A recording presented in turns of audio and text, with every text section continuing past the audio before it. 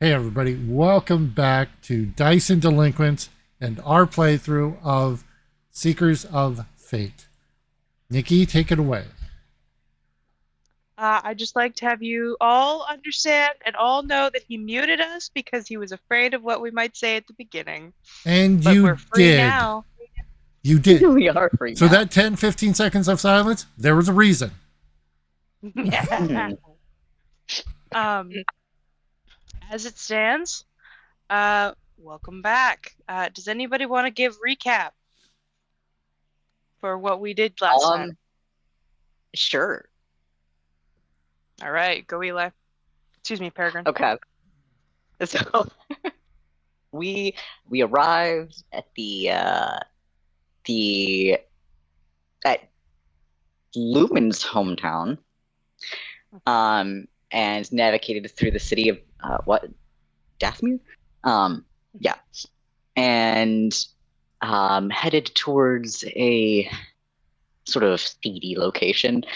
Along the way, a certain someone got noticed our passing, particularly because a couple of us apparently were very familiar to them. That being, I think, mainly Zeshikuya and me, Peregrine. Um, of course, this new person, Alucard, could not figure out why Peregrine seemed familiar, and so out of curiosity decided to follow the party um, down into a opium den, um, where we managed to talk to the person behind the counter, um, to guide us to the holder that we were looking for. Um, and Alucard was the only one to be watching us during this.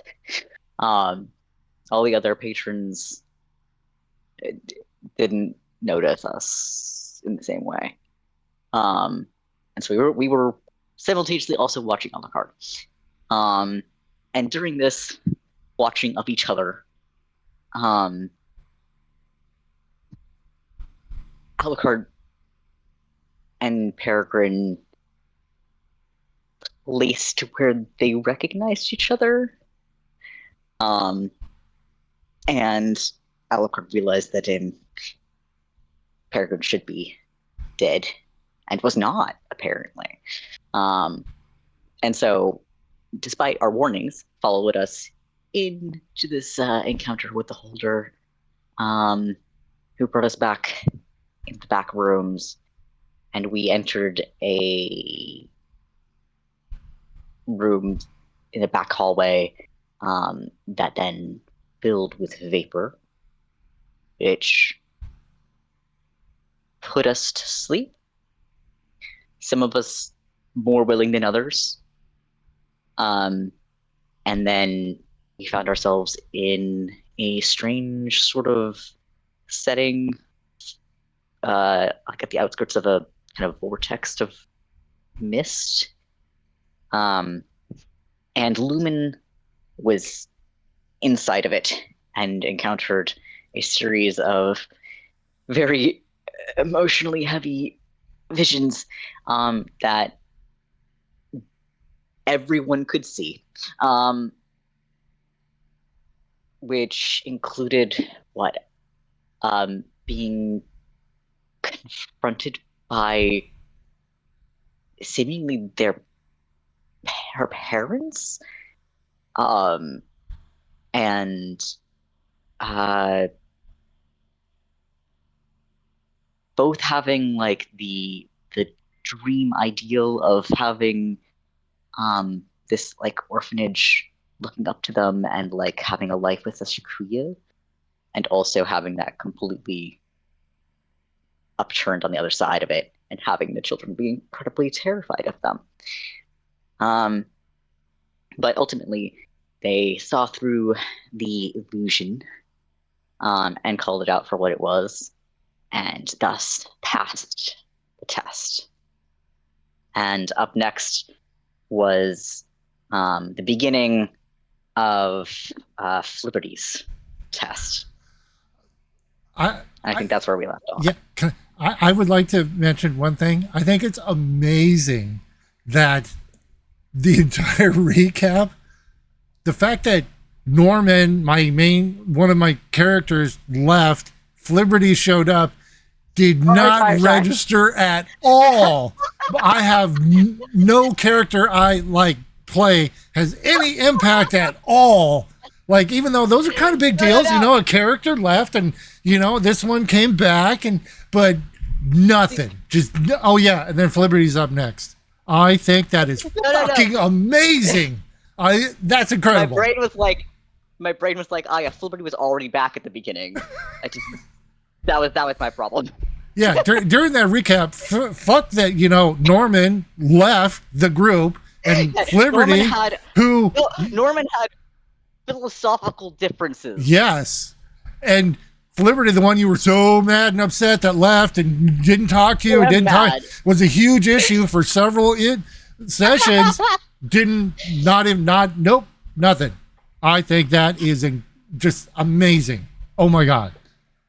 To be fair, it was very impactful for Zashikuya, who was immediately dumped right back down to Lord New Guy. Oh yeah, but it was like I was sitting here waiting, like, oh my God, they're not gonna say it. They're not gonna mention it at all. They're not gonna mention Norman or Flibberty. But I was like, oh wait, they're gonna. Towards the end, I was like, nope, they're gonna have to. He's got to at least mention next up. So yeah. Almost started the recap at us being inside of the room already. See what I'm talking about? It's amazing. I love it. I am nothing to you. No. Okay. No impact. I love it. That's not true. I don't even know what to say to that. I mean, I don't want to give you inspiration now, you asshole. No, give him the inspiration. I just thought it was amazing. I was like, oh my God, he's not going to mention it at all. And I kind of halfway, I was like, is it intentional? Because you've been really pissy about it. Actually, now that you mentioned it, I'm gonna claim that it was intentional. Yeah, you were like, I'm not gonna acknowledge he's back. I'm still pissed. You know what? I mean, first of all, yes, take your inspiration. And secondly, I can also see Peregrine with his lack of emotional clarity. Being like, I don't know how I feel about this. I'm going to ignore it until it beats me over the head, which is usually how he deals with stuff. Because when I did come back, Peregrine did say something. Oh yeah, shit! I did. I just realized I'm a bird too. Huh? You're Peregrine. Uh-huh. A Flibberty Giblet is a bird. Yep. What? Apparently, I thought I was making up a nonsense name, Flibberty McGiblets, but a Flibberty, it's Flibberty Gibbet. A Flibberty Gibbet is a bird. So, yeah. Sorry, we're both birds. You guys are related somehow, right? Bird. Yeah. Hold on. Yeah, Jordan found it out. I had no idea. So apparently, I must have heard it somewhere, and it plinked into my brain. Stuck in your brain. Yeah, and then came up when I tried to do it. So, but yeah, Peregrine did mention something like, "Oh, you're back," after not saying anything, and I, to be fair, completely disregarded that. I did kind of scold you. Yeah. For that, yeah. I thought it was just incredible. I was seriously sitting here waiting like, oh my God, is this happening? It's happening. He's not going to say anything. Yes. All right. Coming back in, guys. Okay, sorry. Now you get to have that weighing on you while you face your worst fears. Oh, that's player. Character? He already disregarded you too. Y'all are so mean Fair to each other. All right. Dude, I'm horrible. Liberty is horrible. A person, complete stranger, I like, oh, you were slightly rude to this person? Well, I fucked your life over now. Welcome to the club. Yep, it's fine. It's fine. So, getting back in, the vapors swirling, Lumen and Zeshikuya reuniting with him, promising to talk to her later, and you realizing that having been thrust forward into the center of this swirling vapor, that you are alone, that you cannot see your people.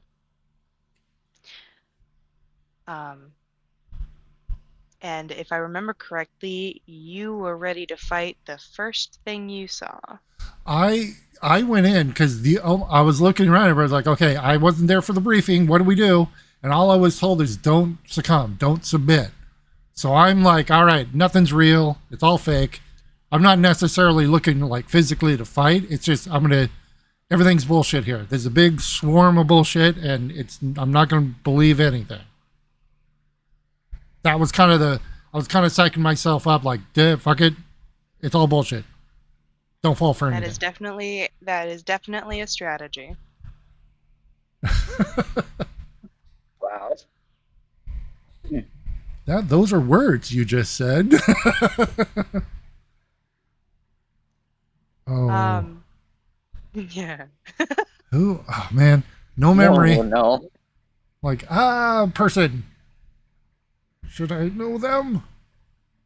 So, out of the mist, begins coming a sort of a tall young man, sort of wispy purple hair, as he approaches with the look that you've recognized very recently, that you wish that you hadn't forgotten. And that would be Saffron. Yeah. Sort of approaching, as he clearly has a lot to think about. Obviously, he had a lot to think about before you left. But he kind of smiles and he goes, "Hey, Dad." Hey. Figment of my imagination, currently resembling my son.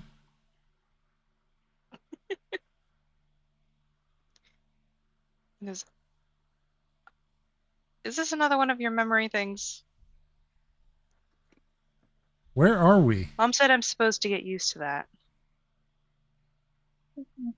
We're at home. And as he says that, the vapors begin to materialize placement. Begins to look like a forest, the one that you spoke to him first in. As he kind of looks at you sideways. Are you okay? You're good now, right? You're supposed to be good now. Oh, no, not good. Never. Well, I mean, it's a scale, spectrum. Depends on the day. This is nice, though. This is not heavily. Oh, come on! I say in character.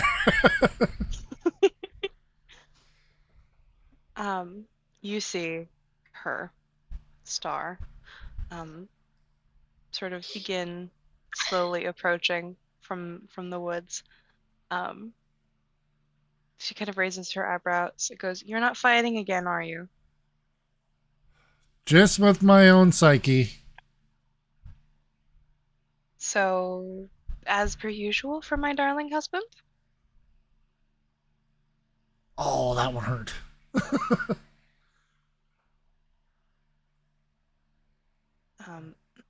And as she comes up to you, I don't let them get within arm reach.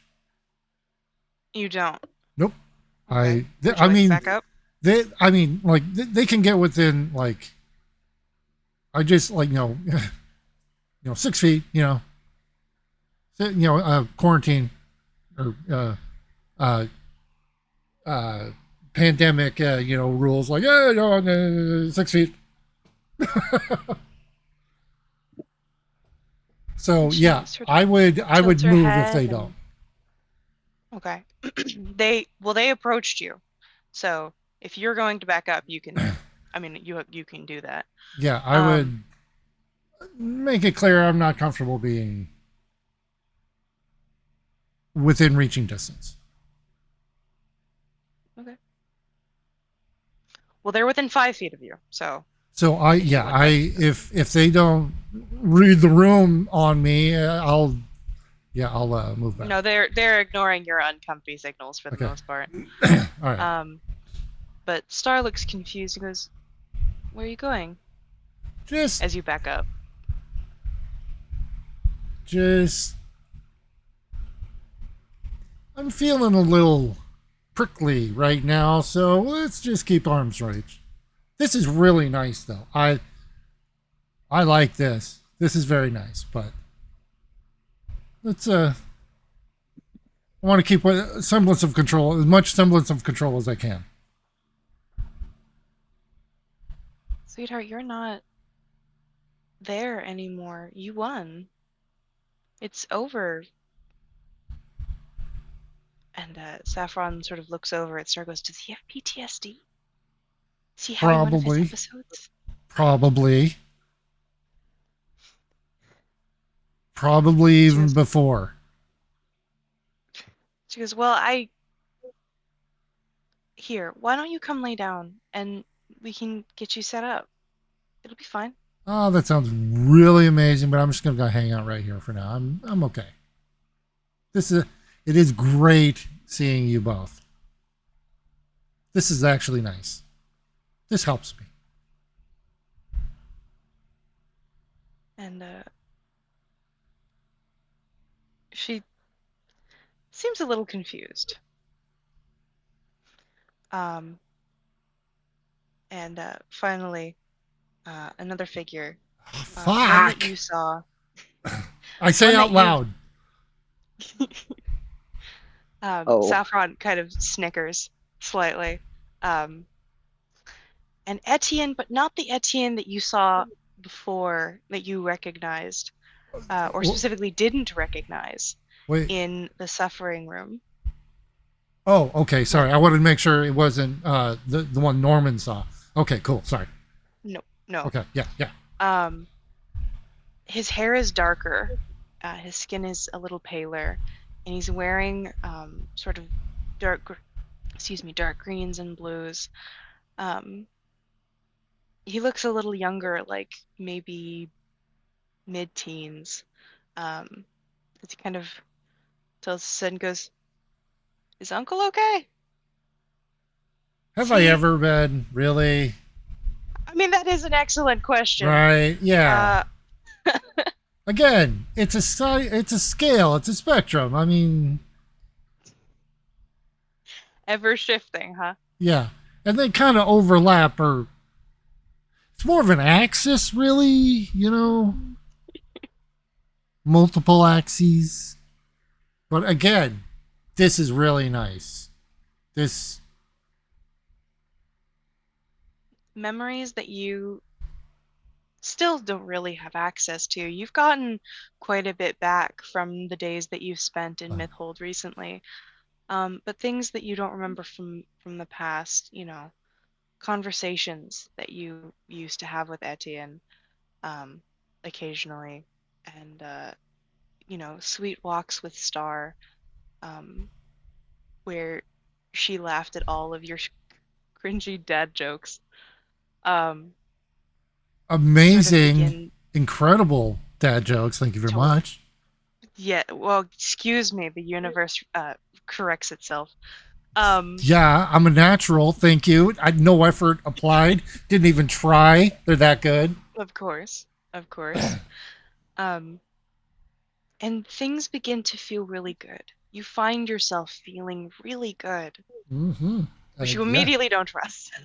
Oh yeah, absolutely. That's out of character. That's all I'm saying. Wow, this is really nice because I'm seeing this as like basically a slideshow, like old home movies. It's like, oh, this is great. I'm not having to rely on my memory, because it gets fuzzy. This is basically an apparition that's perfectly accurate, and that's why I'm like, oh, this is great. I'm looking at it like I'm watching old movies, or like old family movies, videos. So that's And yeah, you're feeling really good. It's nice to see them. They're maintaining their distance the way that you wanted them to. It's great. Until the fog begins to roll in, the vapors begin to adjust again, and a figure that you are familiar with more recently in your history. Excuse me, while I have to grab you. Mm.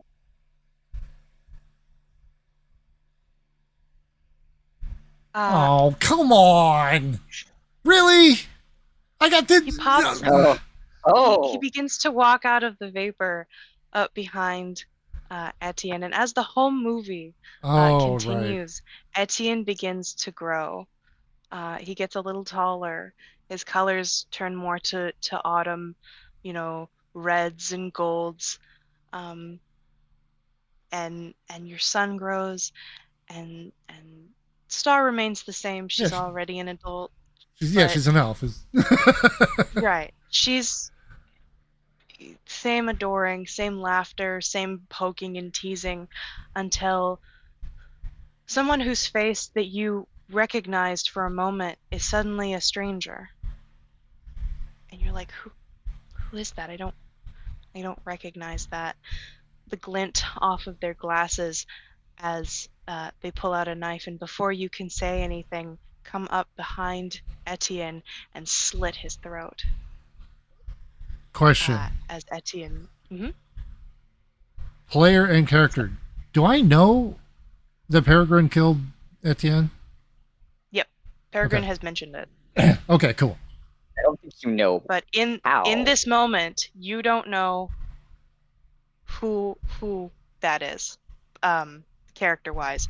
Oh, I don't think Peregrine mentioned how he got murdered. Just that he did it.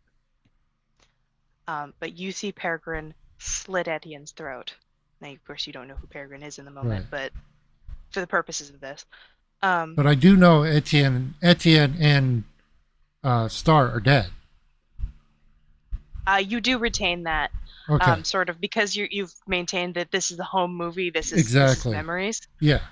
So this not being something that you knew ahead of time and you forgetting in this moment who Peregrine is, you're kind of in a mind fuck at the moment. All right.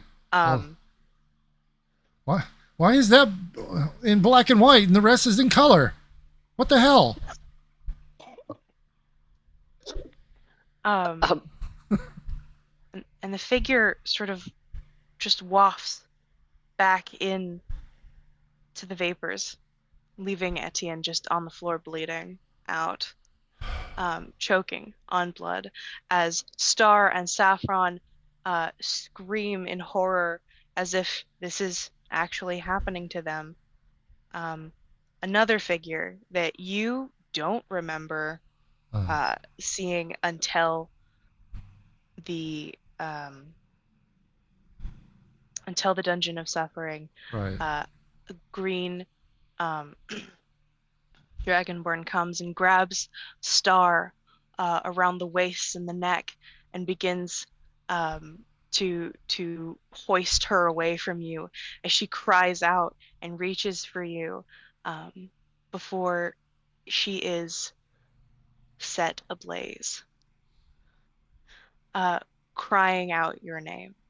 Liberty, Yeah. just a, a broken heart in voice. And Saffron attempts to save her. He runs to her and attempts to get Zendrain off of her. Excuse me, I gotta go up to get a different token. I don't know. Do I know the name? Yes, it's been mentioned before. Wait, didn't I see Zendrain in the Hall of Suffering? I just mentioned that, yes. Yeah, sorry. It's all good. That and Epi mentioned it to you as well. Yeah. And a littler figure that you don't quite recognize, um, sort of glowing pink, um, with sparkles around them, begin to pull Saffron away as his wings begin to singe in the way that you recognize that his wings were singed before, the way that his scales have never recovered So, from the damages of attempting to save his mother before. so Before. at this point, this is somebody I have no recollection, no memory of. Would you like to make a history check? Sure. Well, first, I appreciate that, and I will. I was just asking for clarification. Is this someone Yes. like Zindrain? Is this someone that has been mentioned before? Because again, I haven't found my This notebook.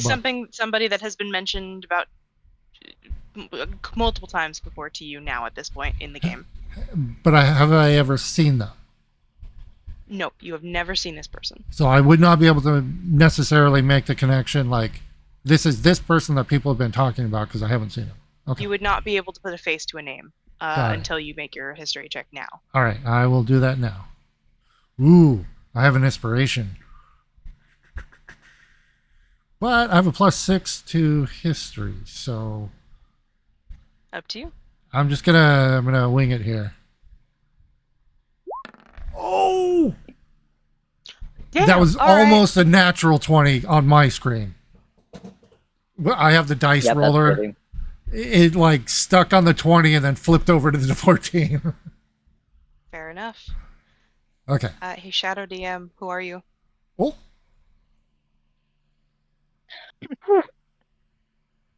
Sorry. Oh, nothing like being put on the spot, right? sorry, I wasn't expecting that. Yeah.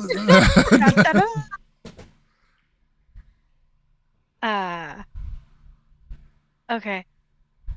The easiest way usually is just like a physical description of like what my character is saying. Okay.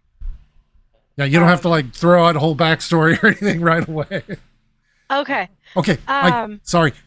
20 seconds. I need to do that for you because my first ever time playing D&D ever at a table with people I didn't know, the DM did that to me. I told him, I've never played, I don't know what's going on. They were already in the campaign, so my character was showing up and so he's like, "Okay, you guys are walking down the road and you see this guy looks at me and goes, 'Go ahead.'" And I'm yeah, like, so fun fact. "Oh, okay." This isn't Fun what fact. you think it is, Travis. Okay, yeah. That's not quite what's going on here, but also Well- fun fact.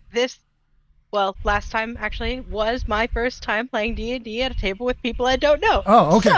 Well, I have made it my life's mission to try to make sure no one else is ever put in that kind of situation at all. So I'm just, Yeah. even if you've been playing for years and years and you're a pro, I want to make sure, just to make sure. Yeah. Mhm. My first time playing D&D was like 5 years old, but Okay, never cool. with people I don't know before. But Yeah, it's. Thank you. Thank you. Okay. So, this figure that has appeared is of a very similar size to yourself.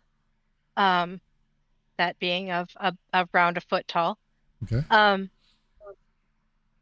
He has pink hair, up in space buns and little antenna and more butterfly style fairy wings, as he is in fact a pixie. Oh, And he is very very flamboyant. He's a very loud and brash personality. He came from the same cultural context as you did, in which clothing was slightly more optional than most humanoids seem to have just declared. Yes, he has little freckles. And he at what point is he appearing? Does he have the hairpin yet? It's obviously Uh, included in the art, but th- right. So this is the moment where he's saving Saffron. So okay. This is the moment where he's saving Saffron. Uh that doesn't answer my question, but we'll go with it. no, he wouldn't have it. He doesn't have No. it yet. All right. He has the silver tassel is not present despite being in the character art. All right. No problem. Um and so he is very focused on on trying to help in this moment. He's definitely cursing, but he's not letting anything stop him. He's angry and scared, but um he's still fighting. And he manages to save the child to pull him away, but not fast enough. And with a history of 20, what is your name? His name is Twinkle Star. Twinkle Star. Oh, wait, okay. This is your brother. Oh.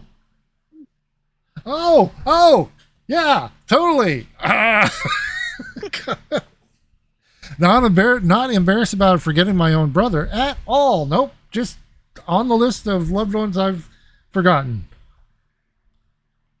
Wait. Speaking of which, as you are beginning to remember who this person is, Uh-huh. and you're like, oh, that's Twinkle Star. That's the face to the name. I have him now. Okay. It slips from you, and you forget who that is. Okay. And that Dragonborn, who is that? And who are these people in front of me? I could have sworn that they were important. Were they important? And you begin to feel sort of a familiar pain in your mind, as if arcane energy has been punched through it several times.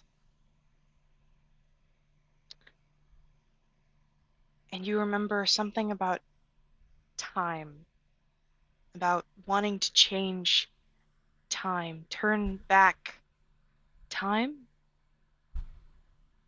Right. and the figures disappear.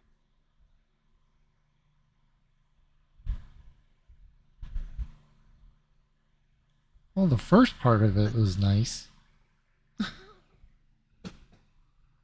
Do I remember that? Or Nope. am I okay? Fuck. Nope. All All of it begins to slip away. You don't know where you are. What is this place? What are you doing? Let's check in with the audience real quick. Okay. Peregrine. They all saw me being an asshole. So normal. I assume I saw all of that. All of you saw all of it thus far. Yep. Great. Okay. Yeah. I am distinctly not going to meet anyone's gaze.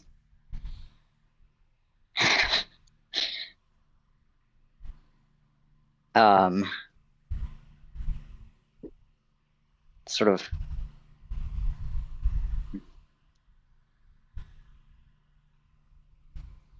bring my hands a bit for Uh, shoving them in my pockets.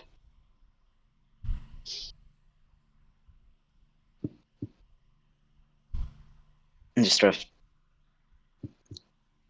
stare at it. The scene. Okay. Alucard.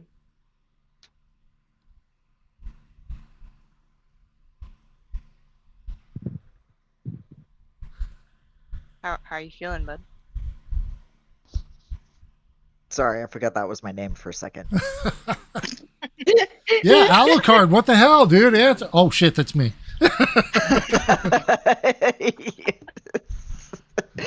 Pretty much. Sorry, I'm trying to like balance this and also figure out this work fiasco. Oh my gosh. Sorry. I just realized something. You just watched me be a complete asshole to all these people.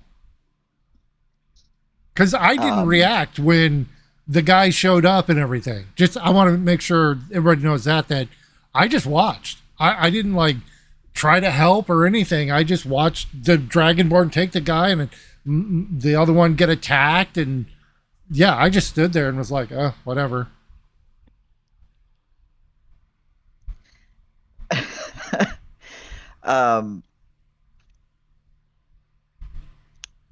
Yeah, Alucard has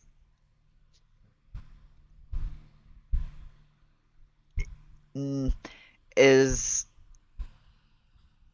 aware in general of what is happening and where it is likely to go, is not happy. Experiencing lots of anxiety about what is likely to occur when it is his turn in the mist. And his What was Knows, that? recognizes Etienne, right? no. Wait, do I? Yeah, I think. Oh, no. I think you would have. Oh, there went my fork. But under. Oh, okay. Under a different context. But yes. Alucard's sad. And again, you watched me just watch this guy walk up and kill Etienne. And I was like, whatever. This guy who is standing Yeah. 15 feet from you. All I did was comment like, why is he in black and white and everybody else is in color?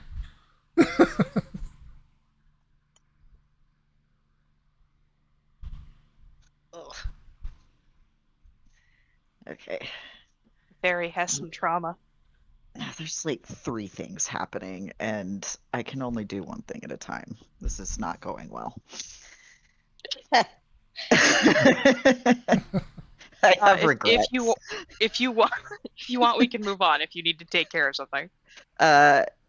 Yes, for the moment, we will just say that Alucard is not having a good time, which is true of both player and Okay. All right. We'll move on to the and next thing. It's character. fine. All right. So Flipperty, I'm gonna actually need you to make me a wisdom save. Oh, I was about to ask, hey, what about Lumen? But they're not here. They're not here. Okay, wisdom save.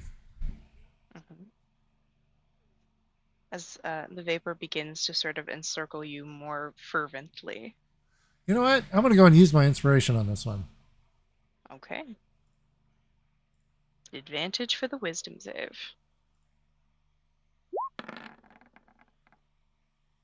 Good thing I did. It would have been, well, no, 18. You're so much more fun when you roll shit. Anyway. I know. That's why I used the inspiration. All right. So you begin to feel sort of a tugging on your mind as you're like, I don't know where I am. This is weird. This is some bullshit. Where is Griff? Which notably, Griff is not here. Yeah. He does not appear.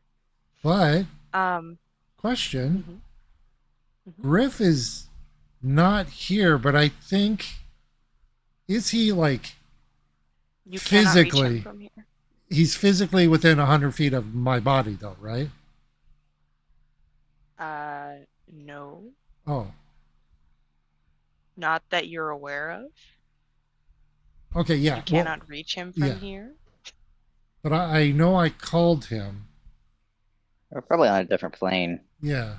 Well, I'm just wondering, am I unconscious? Like, is this just mental? So, like, You are not aware of any difference at the moment. can I try and call Griff? Um, you can attempt. There is no response. Huh. You are aware that he exists and nothing else Well, shit. currently. Do I still remember that I need to not succumb? You remember that. That Okay. sticks with you. All right. I'm like, okay. Something is coming. Something is coming? Question mark? Yeah. It's like, Um, okay. All right. I'm still here. I'm still me, technically, probably. The vapors begin to sort of change again, and you're sitting with lots of people that you would happen to find fairly attractive on a velvet couch, and there are many vices before you. Um, uh, Clearly, some gambling happening, some sweet thing attempting to seduce you. Clearly, sitting next to you with the oh Flibberty, your jokes are so funny, ha ha ha, I hoity-toity, know. haughty laughter. Um, but very clearly they're attempting to get your attention. The outfit They're is somewhat working. slinky. They're working. And you're having a great time. You've got a good set of cards in your hand for card game. There's some dice over there. The halfling from before is telling you how great you are, and you've won the pot about 2 or 3 times now. Um, and you're feeling like you're on a roll, right? You're high on life. Um, and that familiar face that you can't quite place returns, right? Saffron walks in and looks offended at you. Goes, Dad, hello? Where the hell have you been? I have And no you idea. have no idea who that is. Yep. And I would answer, I have no idea. I don't know where I am right now. And there's this sickening pit in your stomach that tells you that something has gone horribly wrong.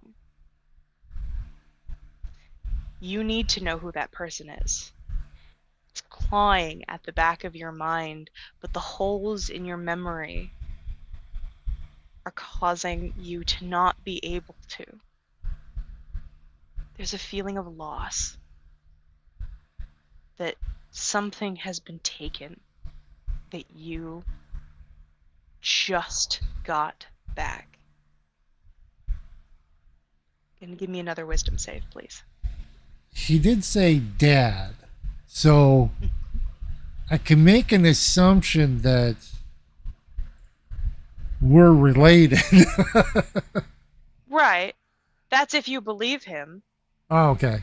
But with the context, it's like you are sleazing while something bigger is happening, something that's more important, and you've lost it. Okay.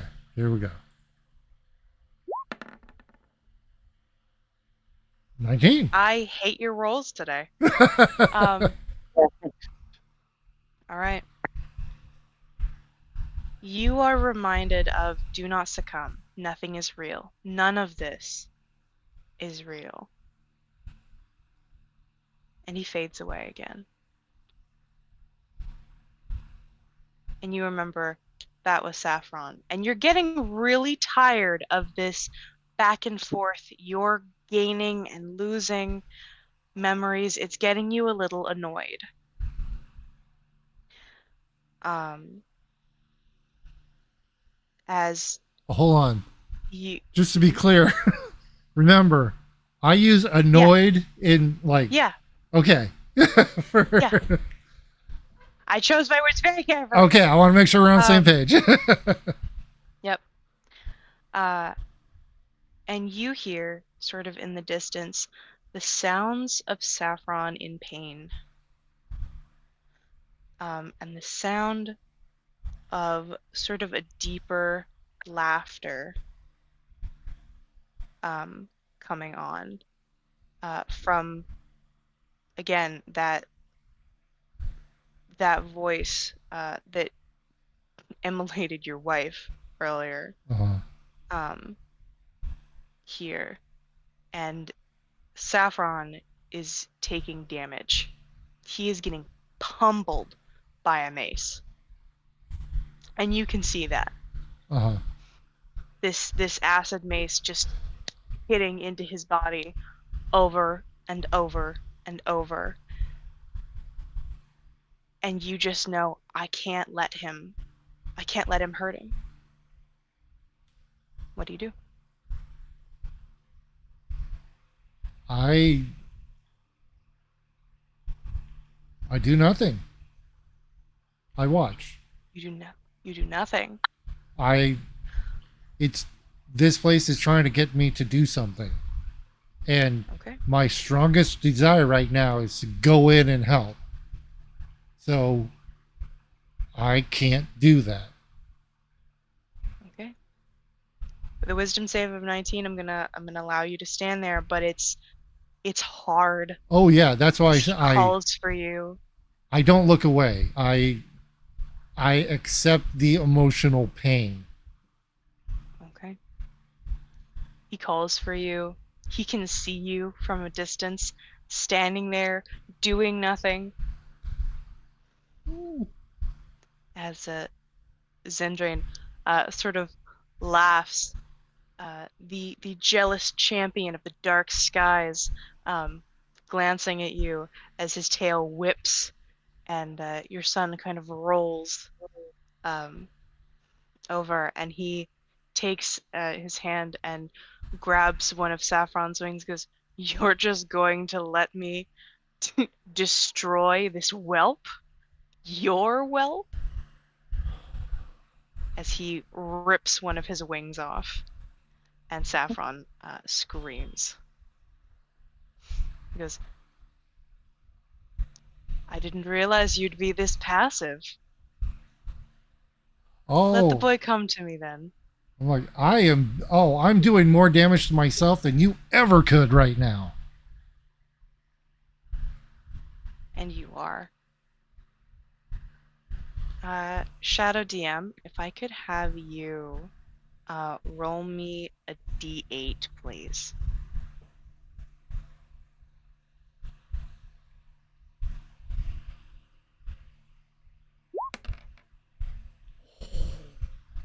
The dice gods are God. with me tonight. I hate it. I hate it. You take a point of psychic damage. All right. As Saffron, just tears rolling down his face, screams, "You said you were gonna protect me, that you would be back finally. Why would you do this to me?" I am And it all back. fades. Oh, okay. I would have said I am back. And this is how I protect you. Okay. The real you. And it all fades.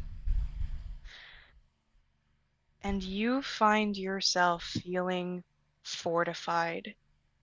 You withstood everything. Anything that this place threw at you, you have everything back that was taken during this process, and you feel as though nothing can touch you because you know what was real.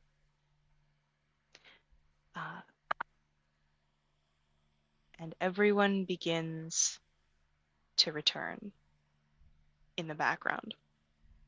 Let's check in with the audience real quick while the Shadow DM rolls me a d3. Oh, Well, one thing I would do, even though they're not here, I would go up to Lumen and say, "Hey, thank you. You going first helped me deal with that. So, thank you very much." We are happy that we have helped you, and we are sorry for you having to go through it in the first place. That's part of it. I'm gonna go over here now.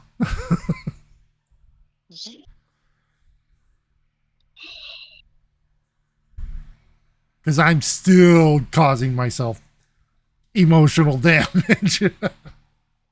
I'm still Emotional damage. still hating myself and mentally, yeah. Not You're like, I was using good. prepared, but I wasn't. Yeah, I am using all bad coping skills right now, like intrusive thoughts and lack of self worth and things like that. Okay. Let me move this as I set the stage. As Alucard, you are in fact thrust forward into the mist. We. And I pull out some popcorn and pass it around to everybody's like, "This is gonna be a good show. This is a new one. This is a new series." Of course, the fairy would do that. You don't see me. I'm continuing to Not be do okay. fingernails in palm, you know? Mm-hmm. Oh, I get you. Yeah. Excuse me while I move all of these tokens over here. All of these lovely people I have faces for. Oh no. Yeah. Oh, it's like a toddler playing with all his little action figures. An evil one. Oh no. Yeah. Really? Yeah, like what was that kid's name? Sid? Sid, yeah, from Toy Story. Yeah. Listen, I'm not pulling anybody's head off. I'm just inflicting Yes. damage upon your Just head. figuratively. Not literally causing harm. Again, yes. All right. No, wait, I did Right. receive actual harm. You did receive actual harm from your Yeah. own brain. Yep. Damn it. Yeah. In real life.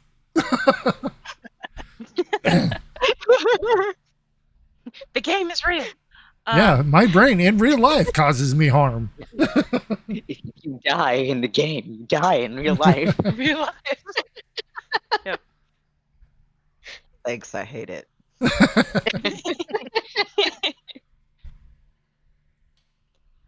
So you pulled into the mist, find yourself in the carriage. You are seated, and in a very elegant white suit. Something that would be pretty much akin to what you would imagine a wedding suit for you would look like. Mhm.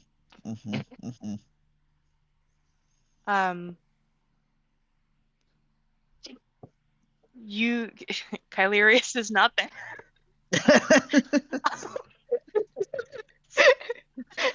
Thank God for small favors. Yeah, thank God for small favors.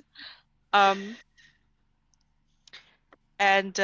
sort of when it stops, the doors opened not by Kylerius, but by some other servant that you recognize their face, but don't particularly care about their name. They're kind of meh on your board, on your list there, to avoid any other suddenly named and therefore important servant types for the moment. He says, "Sir, we're running late. Everyone is getting ready for the ceremony." King Edge is waiting for you inside. Mm. I'm sorry, King Edge? King Edge. You put an actual edge lord in the game? This game, you You there's didn't. a reason. Hey, okay. I just. Fucking Eli just yodeling it up back there. Anyway, new headcanon, future father-in-law, edgelord. I hate what I have created. I didn't do that. That was not a stretch. You said the words. I know. Okay. Anyway, you head inside the building that looks very familiar to you in Amr. And that would be the palace. I can hear you giggling over there. Stop it. I can be serious. It's supposed to be traumatizing, damn it. No, it's fine. Anyway, so you head inside. Sorry. Okay, And I'm done. I'm good. are you We're good. done? Do you want to mute yourself so you can giggle some more? But are you really? His name is... He's a... Alright. Moving on. Lord as a class, not a title. I hate you. Anyway, You, You approach. said it. you approach. And he's kind of a larger guy. You know him pretty well. He's kind of more of sort of a heavier, stockier build. But he comes over and he claps you on the shoulder and he goes, "Well, my boy, you finally decided to pony up, huh? You Sorry, finally can we- decided to..." Can we get a zoom What? in on the character that just showed up? Sure. Shipsy.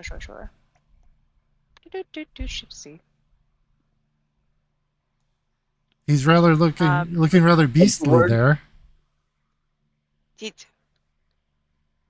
Whatever. Whatever. A beast. Ed Whatever. Lord. He's fucking... Is there a it's rose Tifa. under a crystal container? Anywhere He's- in this? Is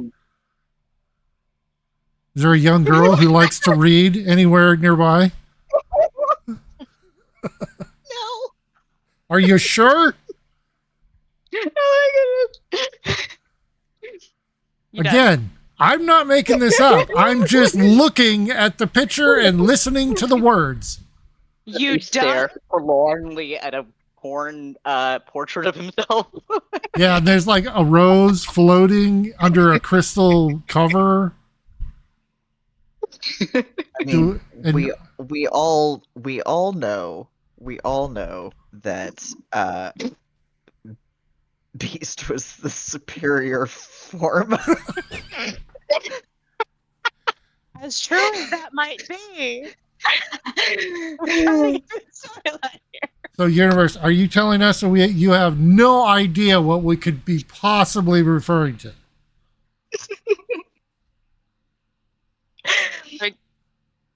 Careful. Yes, I Diggs, understand the Disney is media very reference. litigious. Okay, I'm basing this off the words you're saying and the pictures you're showing us. So, Anywho, Yeah. Anyway, he's shorter than you, Alucard, for the record.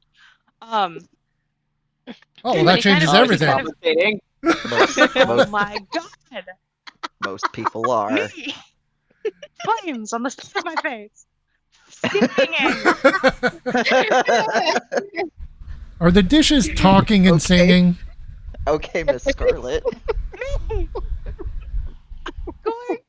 He threw my laptop. Anyway, These are just clarifying questions. I'm just trying to set the scene here.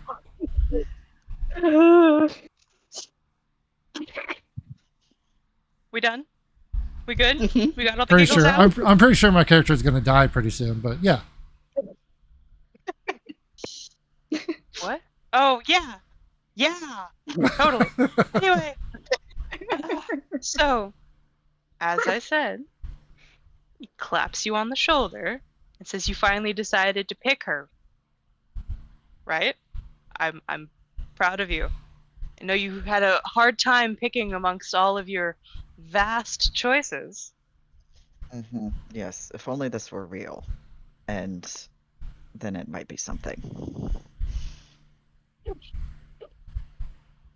Um, he looks confused. Mhm. I suppose it would be rather dreamlike to That's finally marry the person that you fell in love with. that's not. Anyway, lead on, I guess.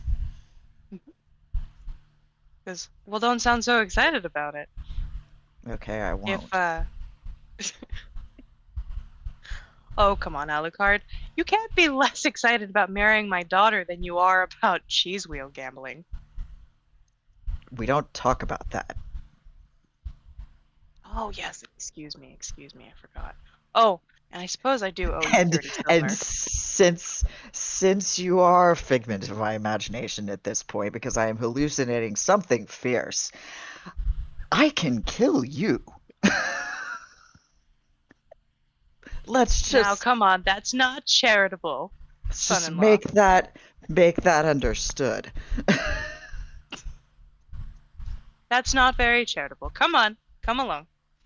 And he does begin to sort of lead you in, and you know, Kiara comes up and goes, "I thought you were gonna dip. We didn't know where you were." Her sweet pink face, just looking exceedingly worried for your safety, as you would imagine she would. Kiara, my theoretical sister-in-law. In this situation, she would be, yes. Yes. Hypothetical siblings, the best. Hmm. No. Well, here I am. Carry on.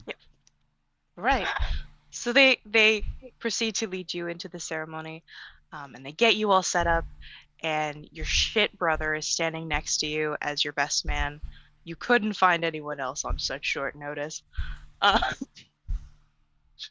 That was just he short notice. This imaginary scenario could have had any any amount of time of lead up. well, it doesn't. So Okay. suspension of disbelief, guys. Suspension of disbelief. Please don't break it. Alucard is going to give you so much shit. That he is, and I hate it, and I love it at the You same got me time. laughing so hard you triggered my asthma. Good. So maybe stop laughing. Alucard Oh. takes a bow. I hate this.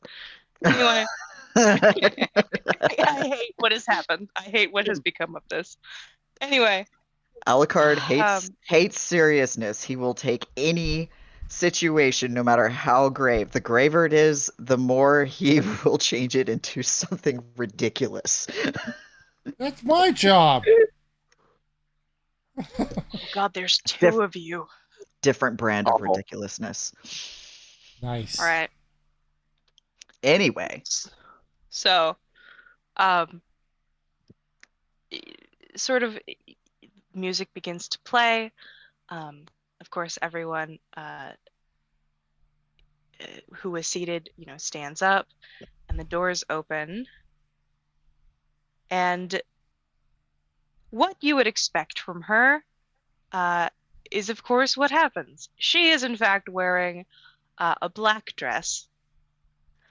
I will go ahead and shift C Very on her. edgy. Shut up!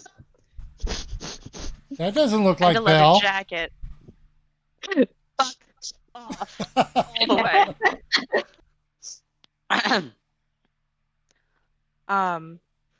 She sort of begins to not quite sashay, But she's clearly very confident and feeling that not quite so that this is beneath her, but that if she's going to be stuck doing this, she's going to be having a good time. You know her pretty well. Mhm. And she gets to stand next to you and kind of leans over and whispers, "Oh, so they got you in the monkey suit, huh?" Despite my best efforts, yes. Well, we never said anything about your effectiveness. I see they got you in the corset.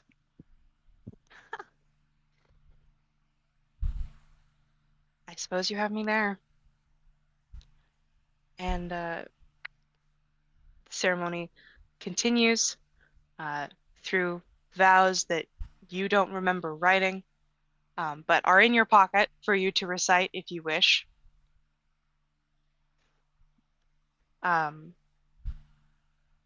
But since none of this is real, since I'm going off of kind of your opinion of what's happening,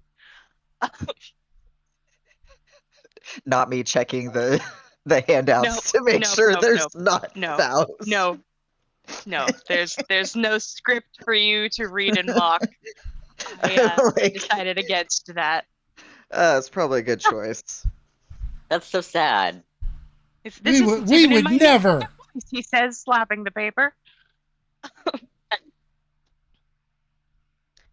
uh, the more that you and Mista sort of conspire together, sort of whispering back and forth how this is all very stupid, your father looks disapprovingly. You can feel his eyes boring into the side of your head. Where But is dear old dad? spatially, here, hold on. If we're going spatially, let's see. So he'd be here, she'd be here, we'd be here, and then dear old dad would be here. Whoop, am I gonna switch him to the VOD. token layer? Dun da dun. There we go. There is your favorite person. Mm-hmm.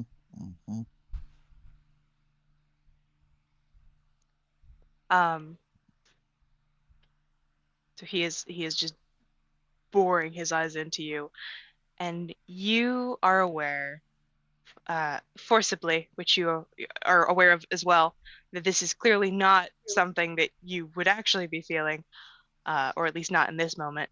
That you are about to be free. The feeling of how you are when you're about to move out of a place that is toxic and have significantly more freedoms. Love Please that go feeling. ahead and make me a wisdom save.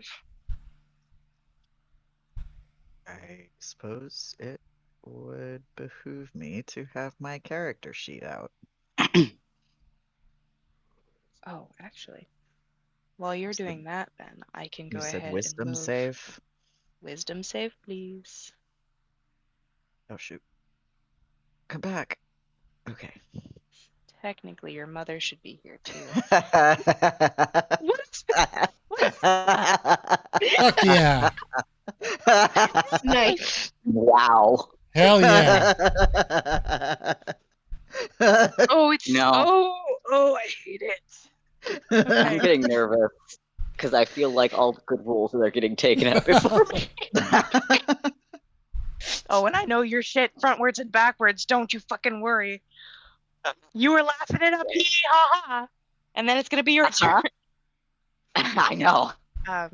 So notably, there is also this woman sitting next to Mr. Scowlface down there. And as sort of the vows are exchanged, she, of course, gives hers, which is effectively, you know, I'm not going to change for you, and I don't expect you to change for me, but maybe together we'll have some fun. which her father looks a little disapprovingly at. But he also knows his daughter and is not a controlling freak. So, uh, you both are unconventional. And isn't that the best thing about her? Um, I don't know if this is the best thing. well, I mean, there are other things, but that's not for the rest of the party. So as she gives hers, once she's done, there's actually this slight twinge of perhaps nervousness that she's got her confidence, but maybe this is a little more important to her than she really wants to let on. That obviously this is the big change, right? This was always possible to happen. But now that it is, it's getting to her, and not in a bad way. There's kind of a moment as the priest or cleric is beginning to sort of go through the, you know, the I do's after the vows, right? Of guaranteeing these things, that she actually kind of takes your hand next to her and kind of holds it tightly. Which I guess with a wisdom of 22, you're like, she would never do that. Fuck that 22. Anyway. Yes, Alucard is keenly aware that none of this is real and it's just some weird hallucinated fantasy that he has to write out.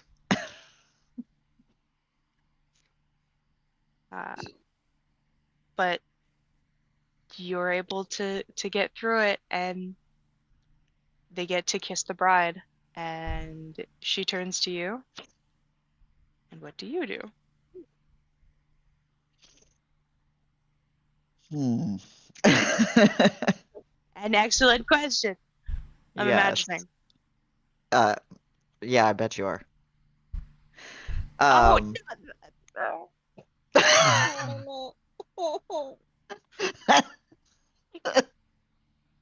I'm just gonna shut up and let you talk. Sorry. I wasn't. The one time it wasn't actually true.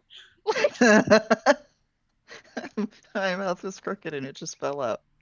I'm sorry. Go ahead. Alucard looks at her for a moment, long enough to see that the hallucination is starting to appear nervous. What was that? Nothing. Go ahead. Yeah, so speaking of edgelords.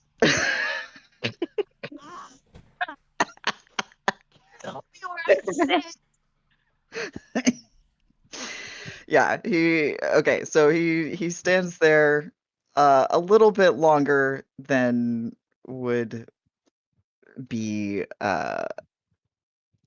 appropriate to make her sweat a little bit. And then seemingly making his decision, he places his hand on the back of her neck and pulls her in for an extremely passionate kiss that he gets to indulge in because it's not real. I was not expecting that. All right.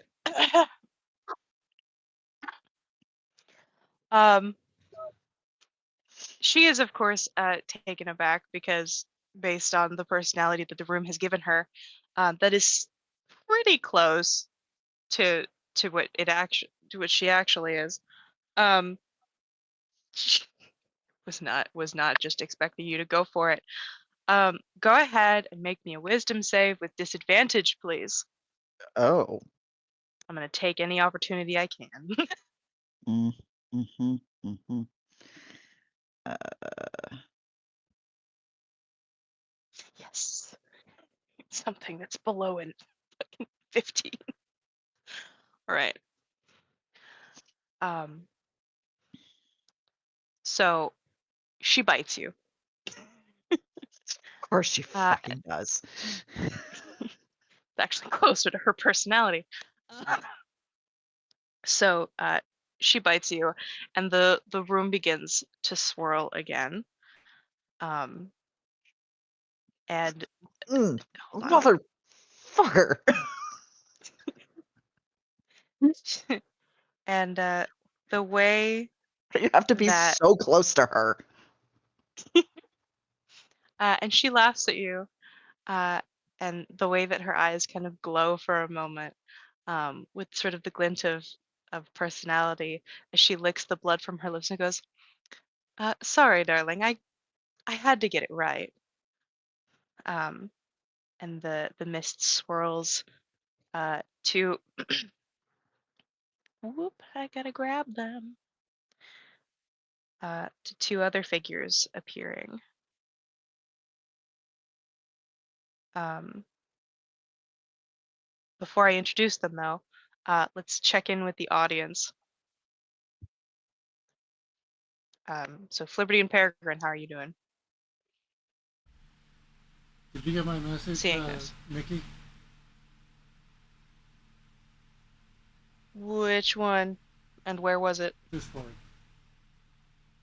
I did not. Hold on.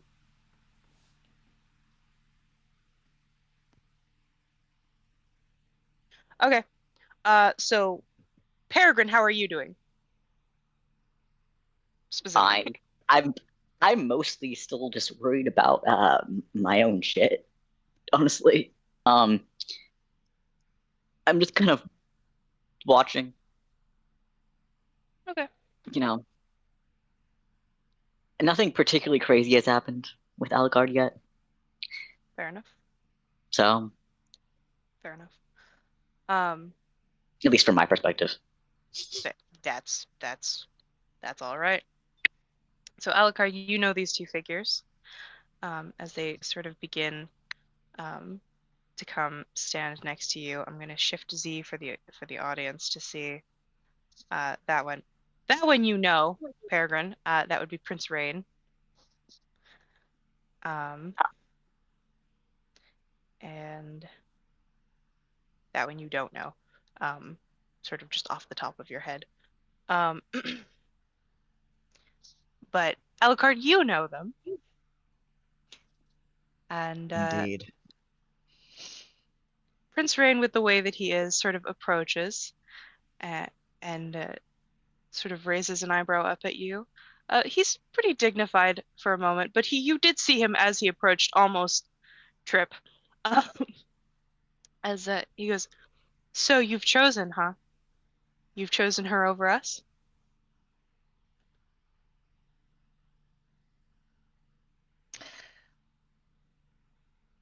I think we both knew it was always going to get here.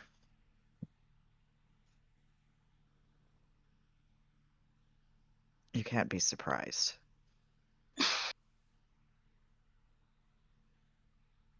Not, Especially since you're a hallucination. damn it. Um, Although, is he? He seems pretty accurate, a little more accurate than she was. Um, as he kind of lifts his chin uh, and goes, "I'm glad that you apparently knew how this was going to go from the very beginning, but you're always very confident, aren't you? And there's that touch of hurt that you have heard before, but usually it's not directed at you. Oh, It's usually left considering for. Go ahead. considering we've talked about this, yes. Well, just because we've talked about it doesn't mean that That my you believe feelings me? are not exactly like you're a pinnacle of truth. Now, is it? What is? That you're not a pinnacle of truth. You lie all the time, don't you? Do I?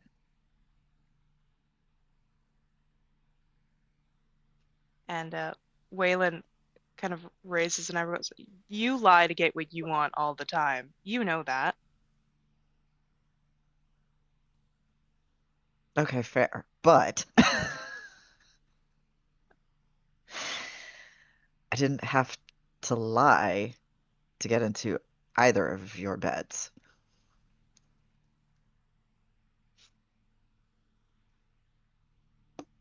And I never represented it as more than what it was.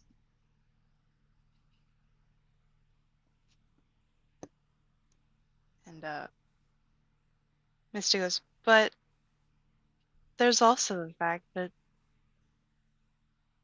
you seek bedfellows because you can't actually do the one thing you want to do.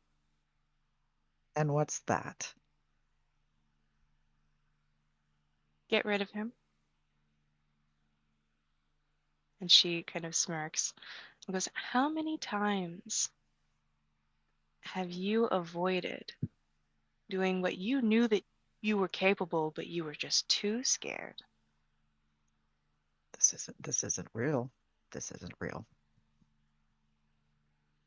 And yet you reek of fear. And for a moment, everything swirls again, and you're standing behind your father when he's at his desk. And you have a knife, a dagger, something in your hands. And you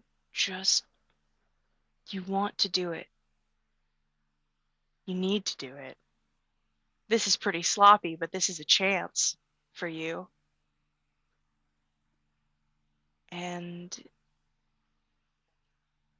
it's so tantalizing. And hey, if this is a hallucination, you should be able to, right? Go ahead and give me a will save, please. And pray that it's not as good as the other ones.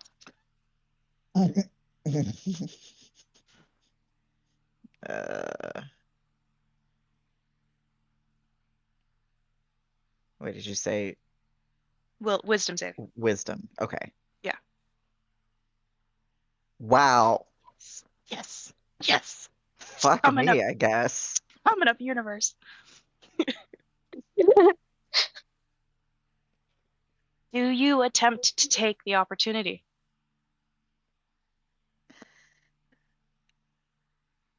Mm.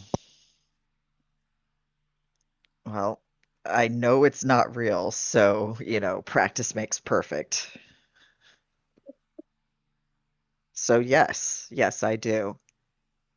Okay. This is gonna go very poorly. Yep. You're like, all right, it's time. I'm gonna do this. I get to do this. This is a gift that this room has given me. Mm-hmm, mm-hmm. And you find that your limbs won't move. Your hand begins to tremble, and the knife in it. Uh, and you have to do everything you can to hold on to it to make sure it doesn't clatter to the floor. Because, oh God, what if he turns and sees you?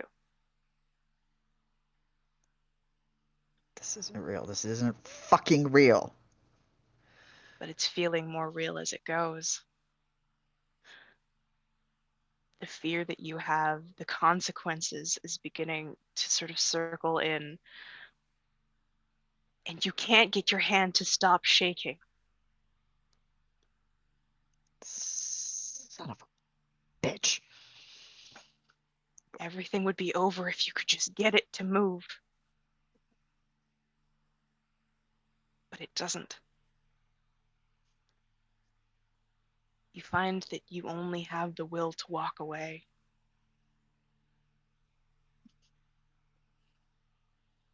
Alucard Do you? turns away and just walks away screaming in frustration. And you see, of course, them behind you. Mista, kind of, her chin is resting on the back of one hand, goes, "It's not real, huh?" The Fuck source you. sort of, "You wish." One day. Maybe, if I let you. If I find you worthy of me. This isn't real. Isn't it? Stop Why would fucking. why would I want a coward as a husband? I've never been a coward. Shut up. Not once. Shut up. You've watched me jump from windows and safely get down to the ground from 60 feet up. And you can't stab one man that's caused you and your family so much suffering. How pathetic are you? Forgive me for not wanting to give my life up for an ill thought out plan. When I do it, and I will, when I do it, it's going to be with much thought and precision. Oh, but of course. And how have your other much thought and precision-like plans worked out for you? I'm not even going to answer that. Because you're not Because fucking real. wisdom save with disadvantage, please. God damn it.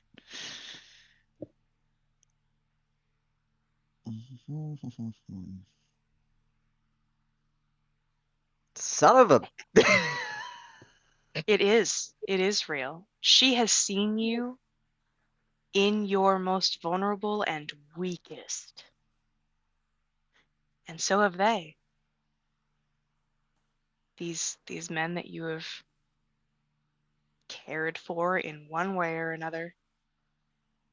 And the woman that you want to marry one day, but can't say to your father because that would make him win. They've seen you be unable. And Prince Rain, who is a little clingy, uh, almost disregards you as not worth his time. He's never been that way with you, but he can't even bear to look at you. He fades. He fades off, walking away, going, "Clearly, I need someone with more backbone." And Misty goes, "And one by one, you'll lose everyone from your cowardice, won't you?" Heard. Alucard is just stands there clenching and unclenching his fists because he wants to punch something so bad, but he can't bring himself to do it to any of the people in front of him. And she does sort of move in front of you, and her hand kind of runs over your chest. Um, and she looks mockingly at you. Not different, not super different than how it would be when she is, teasing you like normal, but there's something more filled with malice. She is genuinely making fun of you in this moment. She goes, "Oh, he's angry. Yeah, You want to hit me and right here?" the She sort of second points to her cheek. the second she reaches out to touch him, he jerks away and steps aside.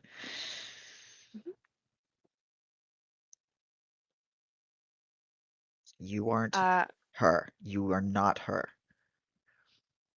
Aren't I? No.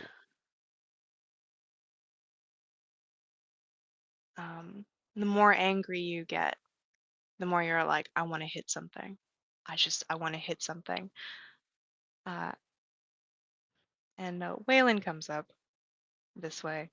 Notably, your father is still sitting at this desk, ignoring your existence, which is also pissing you off because you wish he would leave you alone like this in real life. And Waylon goes, Alucard, calm down. It's okay. And he attempts to sort of comfort you, and he does that.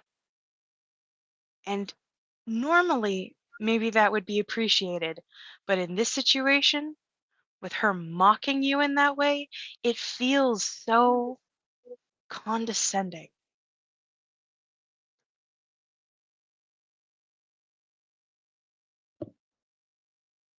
You move away again? Mm-hmm. Okay.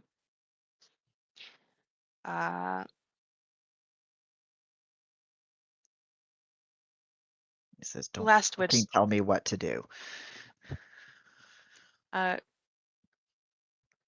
go ahead and give me one last wisdom save, please. Okay. Oh, is this normal or still at disadvantage or what? Normal. Okay. Wow. 3 6s in a Well, row. That's not good for you. I was gonna say apparently Satan has entered the chat. Yep. So before you can even move away, your body moves without your say so, and you punch the fuck out of Waylon. You see blood and the skittering of teeth you hear. And before you can even help yourself, you slap the shit out of the not Mista in front of you. And she crumples just on the floor. And he kind of falls to his knee as he holds his face. And it dawns on you, you've just hurt 2 people that you care about. You're like him. She looks at you and you see almost your mother in her face. You've become the one person you hate most.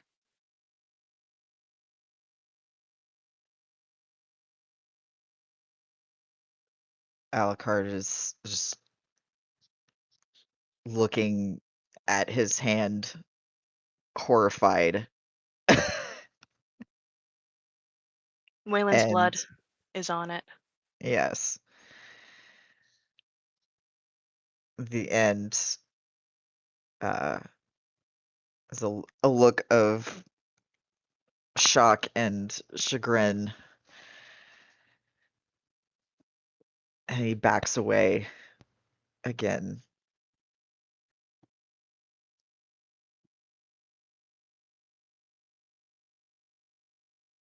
And Waylon looks at you a little betrayed. Just,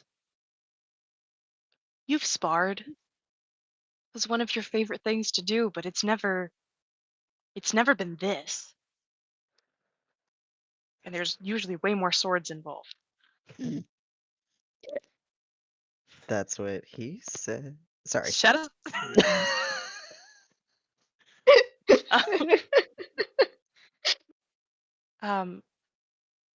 Mista actually begins to cry, and your heart shatters. This woman that you care for, that is so confident and strong, it's what you like the most about her when she's not infuriating.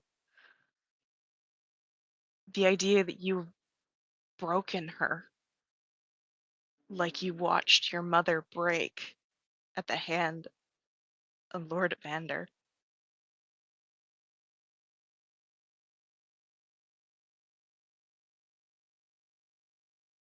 not real. It's not.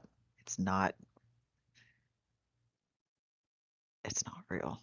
It can't be real.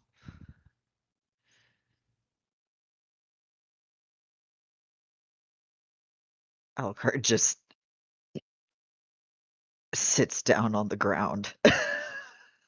It's this defeated look on his face.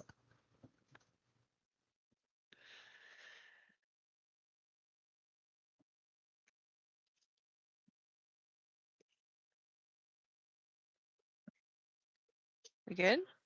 We have Alucard? Mm-hmm. Okay. I didn't hear if you said anything. Oh, what was the Or I last don't know thing if you were heard? thinking. I said, do you say anything? And then it was silence. Oh, maybe I cut out or something. No. Okay. Yeah. So Alucard, just sits down on the ground, with this defeated look on his face.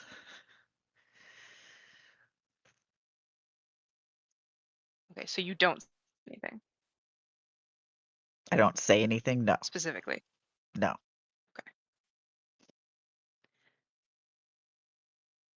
Waylon gets up and rightfully, I mean, you can't really blame him, says, I don't need this. I get enough of this at home. And he walks. And Mista, she wipes her tears and Waylon's blood off her face from you backhanding her, gives you sort of a glare that is that beginning of attempting to get it back, but it doesn't quite reach. She said, you're destined to become him. You can't stop it. You can't fight it. Don't say that. Don't. God damn it.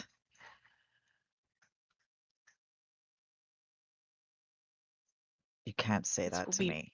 Don't. after what you've just done. This isn't real. This But it is. isn't feel it in fucking your real. bones.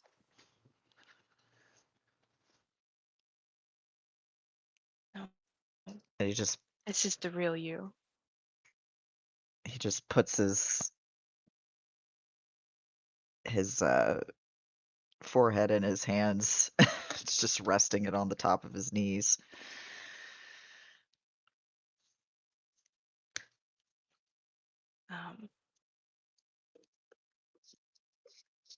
And you hear her fade away. Whoop, hold on. That's the wrong thing. I put him on the wrong layer and I put her on the wrong layer. This is going great. GM layer. There we go.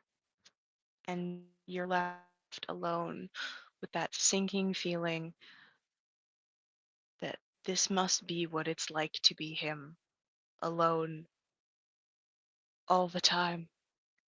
That it's not. It matters to you because you're you, but he clearly prefers his own company.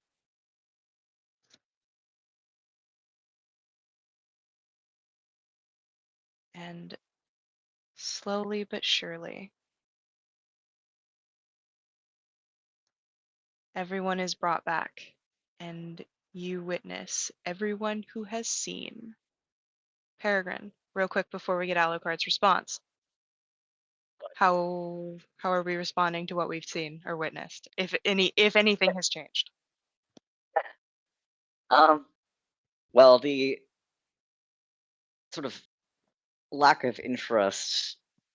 I mean, Peregrine's attention is definitely drawn in more as this whole thing goes on, and he tries to keep his expression very hard to read, honestly. But I mean, this has, I will say, only made him less stable going into his shit. So, yeah. I gotta love that. Alucard, you see everyone and they can see you.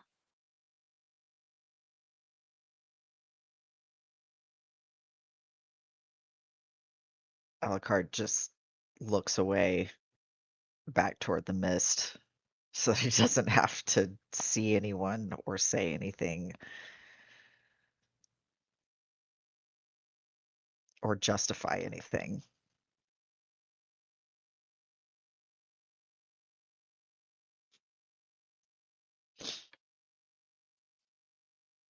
It's almost as if the mist encourages you to stand.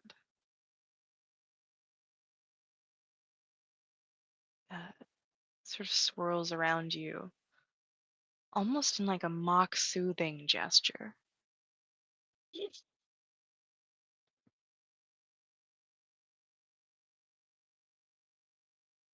Okay, so I imagine he comes back back over here somewhere. Uh-huh.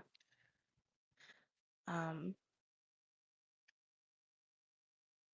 I'm gonna make the executive decision that unfortunately we don't have to roll for this one. Oh, great. No fun. Oh, no. Hmm. Yep.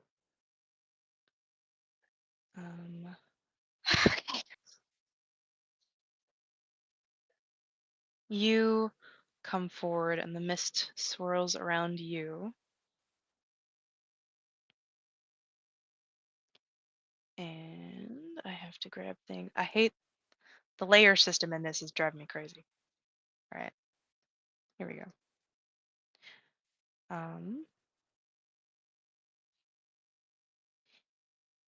You find yourself in a schoolhouse. And the rest of you also find yourself in a schoolhouse in the same room. But it's very much like clearly he still can't see you, but the environment requires four walls.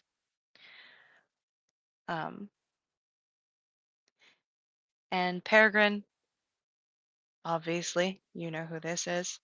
And he runs up to you. You're sort of standing behind a desk, and there's papers on it. And of course, you lose sight of everyone and you are afraid. Etienne sort of runs up to you and goes, "Hey, Pippin. So, how was class?"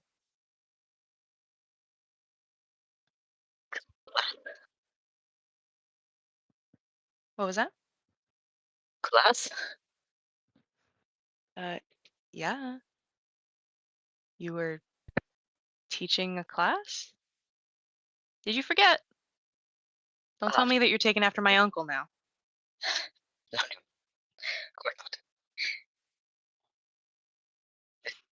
And he All good. smiles and leans up and kisses your cheek. He goes, "So, I was thinking of making fish tonight in a clear, teasing expression because he knows that you don't like fish." Some kind of revenge. What was that? Is this some kind of revenge? Well, someone did forget to kiss me goodbye this morning when he went off to go teach his class. So there's that.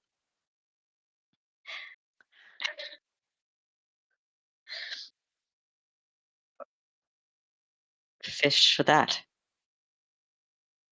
Oh yeah, no, it's Gosh, darn it. herring. It's the best. It's the best, smelliest fish I could find. How perfectly horrible. Go ahead and give me a wisdom save.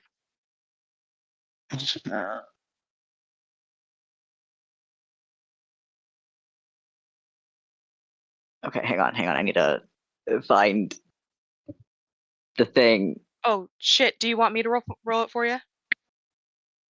Sure. Okay. Because my dice are always so good to the people. I.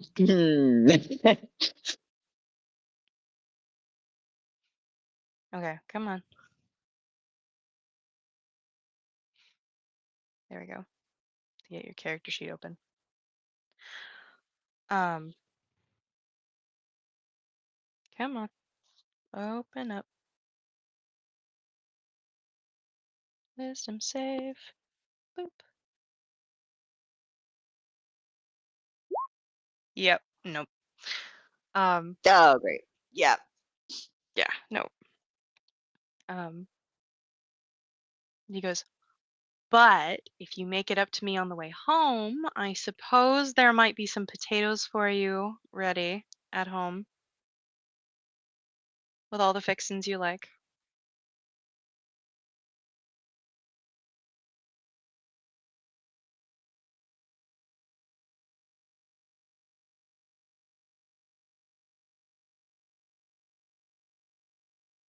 This is real to you.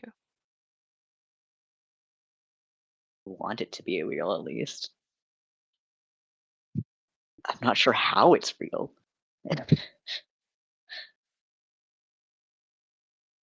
Well, I mean, maybe you are having memory issues. You had a terrible nightmare, an awful daydream.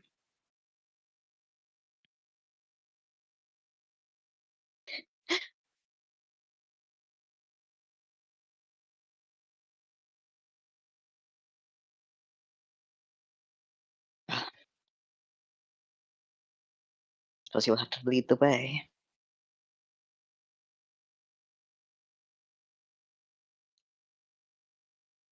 I suppose. Although don't pretend that you're not wanting to follow me so that you can watch me walk away. We had that joke earlier. Absolutely not. Of course, that would be too uncouth for the for the Lord von Kier.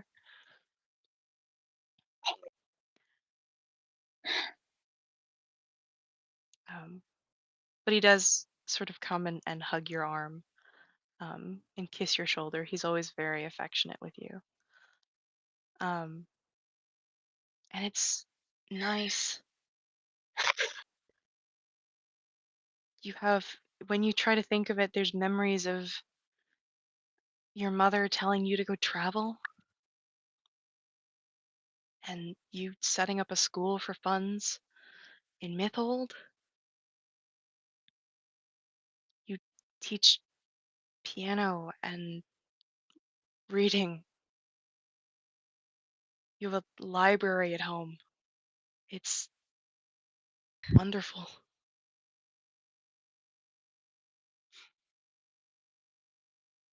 And the feeling of him holding on to you, that warmth, you haven't felt it in so long. You don't know why it's been so long. Was today that awful?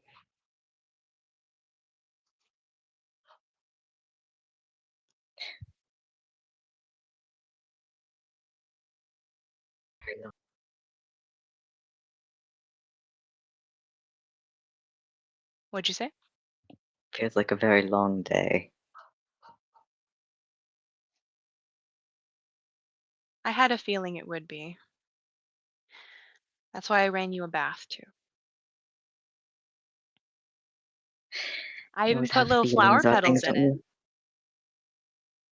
All What's that? romantic. Well, yeah. One of us had to be Hopeless romantic. illusion. It was not exactly like you are.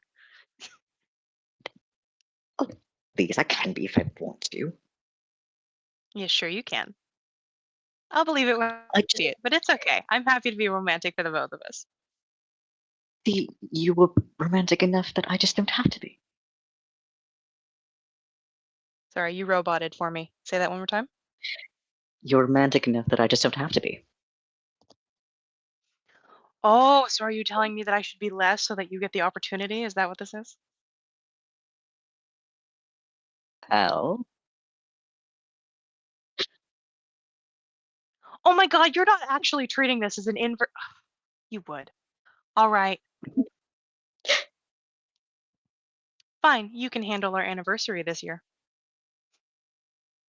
So stick that in your pipe and smoke it.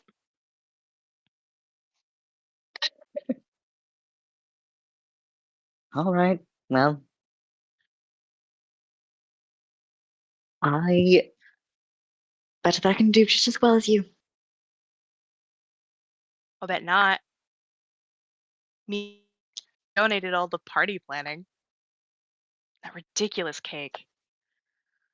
We'll still never get over that cake. I can't believe I let her serve that to you. It was so mushed and ridiculous. It was sweet and Yeah, terrible. it was. But at least it tasted good, so, you know. I mean, how can you mess up raspberries, right? True. Go ahead and give me another wisdom save. Nope, I gotta do it. Never mind. Yep. Yep. Oh no. Oh, we're doing so well here. Yeah, you're right. All the good rolls got used up. I knew it. You go home. It's great. He gives you dinner. You take a bath together. There's enough bubbles that the others are not traumatized. Um,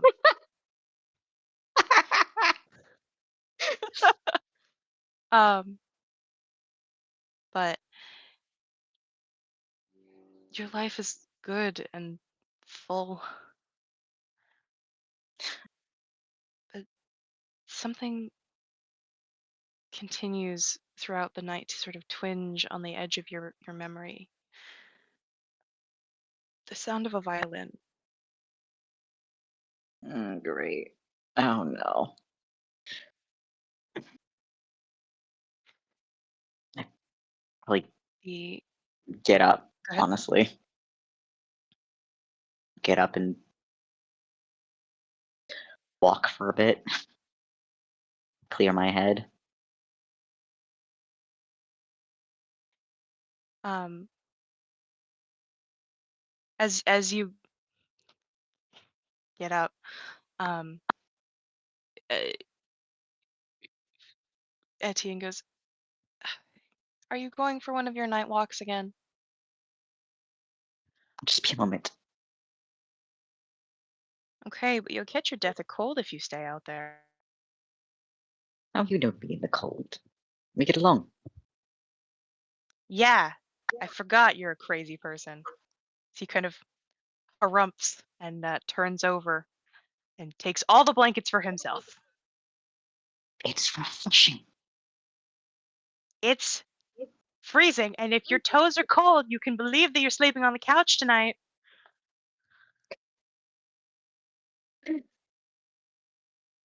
All right, stay boiling hot and every single blanket available to you then. Good. That way we would balance each other out. As You, always. although for real, if your toes are frozen when you come back, you're not getting into this bed. Um, you head out for your walk. You head out for your walk, and the violin music begins to play louder. And as you get there, excuse Oh, me, whoop,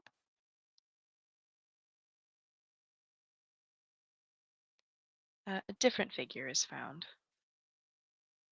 And he looks familiar. He's got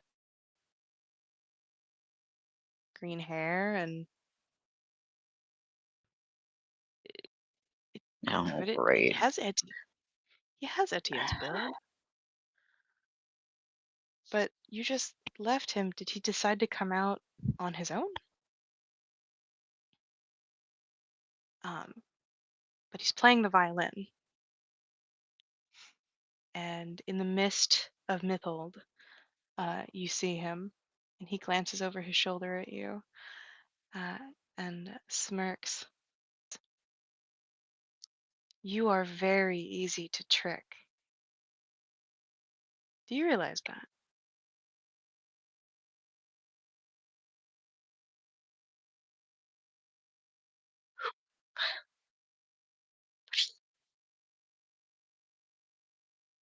Who are you? I'm who you fear I am.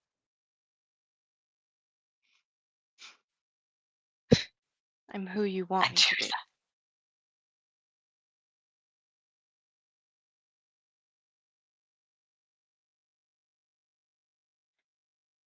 Um, and as he turns, he takes his mask, and it is Etienne, but he's paler, and his hair is longer and desaturated.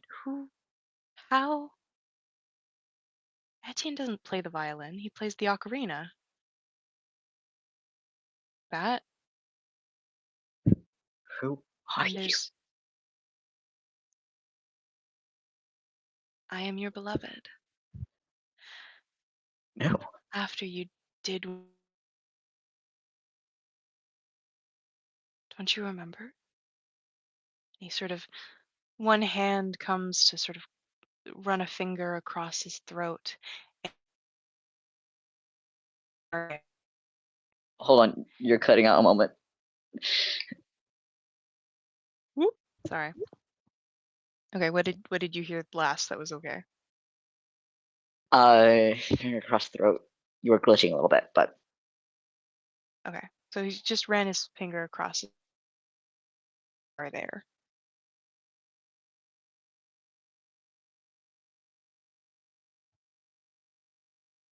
Uh,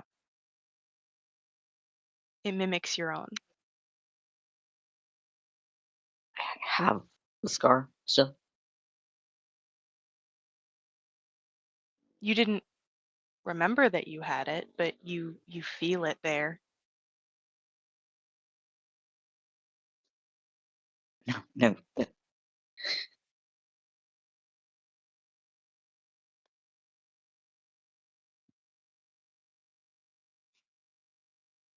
Uh, That's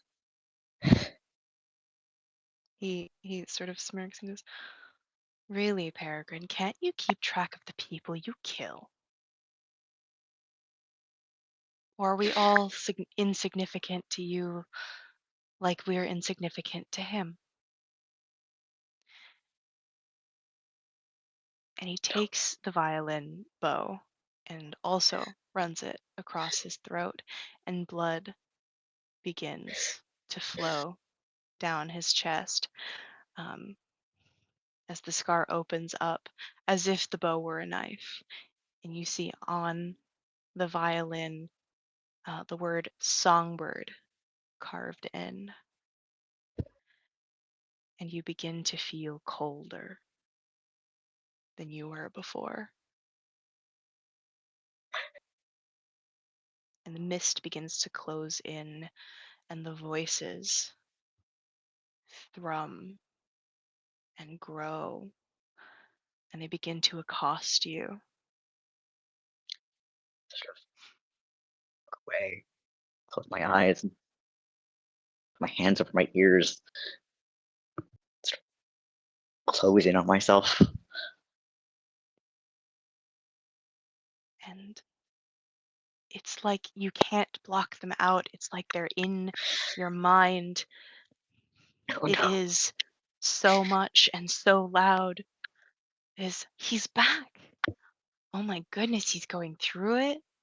I mean, it serves him right. He didn't exactly earn it. And a familiar voice that comes from the figure that approaches while you are folding in on yourself whispers so much louder in your ear. I mean, it's what you get for being God's favorite. And No. you remember that Etienne that you just spent the most wonderful evening with. He's dead. This is him. It is real. That is your life. The memories of warmth and teaching and travel and your mother begin to fade, and you are left with a heavy pocket that you know has a pendulum, and the sound of violin is so loud, and the phantom hands that run over you constantly.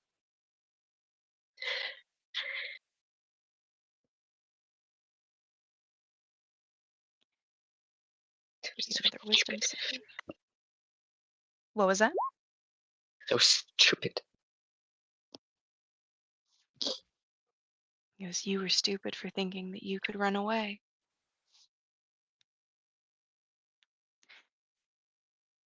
And whoop, hold on. Oh, great. Okay. Um,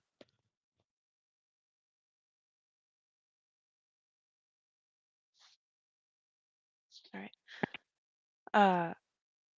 He he says, "You don't belong to you, and you never did. You were raised to be like him, and you're more like him than you think.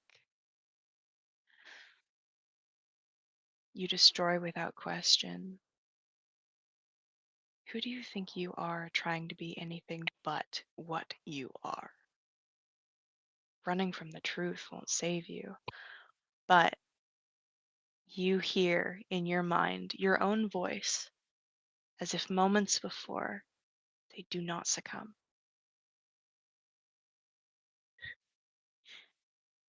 And you hear your mother's voice, do not succumb.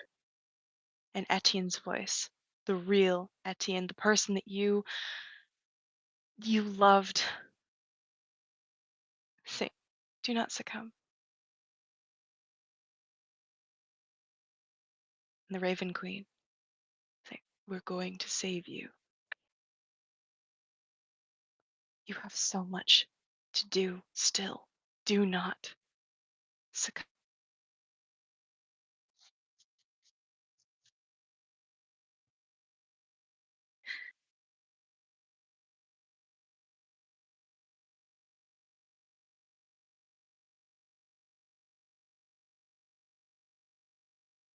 As if that's so easy.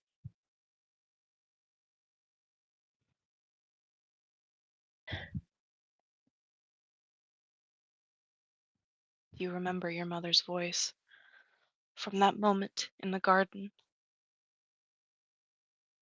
Do you want to be like this forever?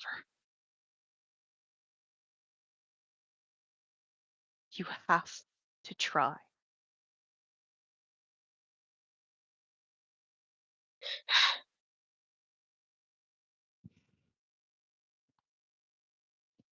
Deciding isn't the hardest part. It's doing.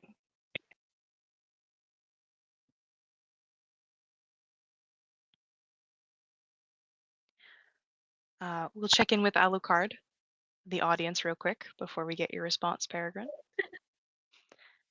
Flipperty is AFK at the moment, so Alucard, how you doing? Still not great.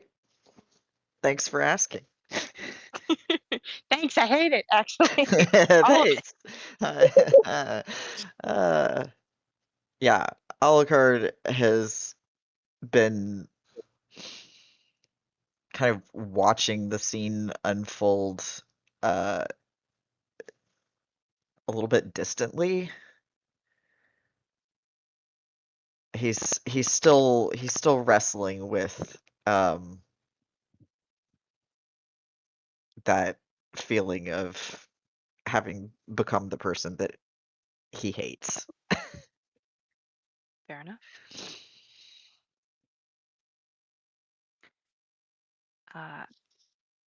Peregrine.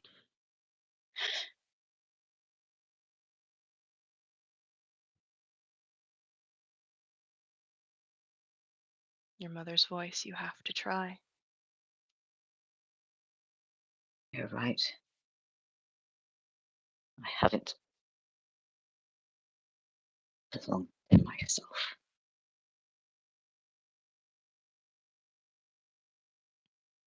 Yet.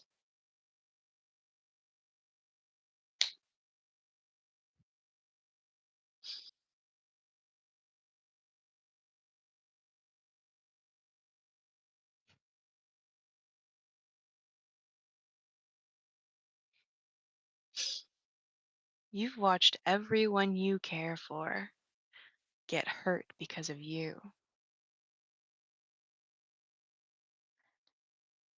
You're taking such a confident stance now.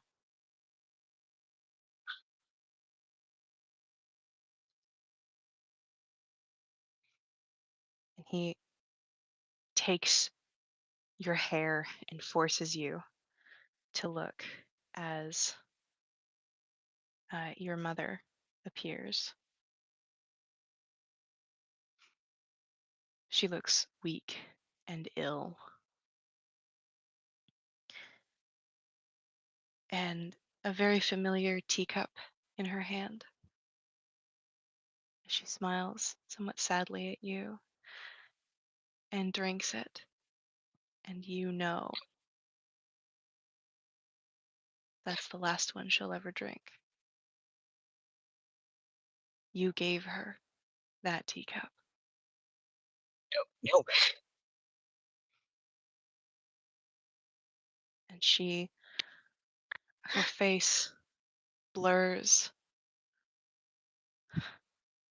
as the memory is almost taken from you, and she falls back.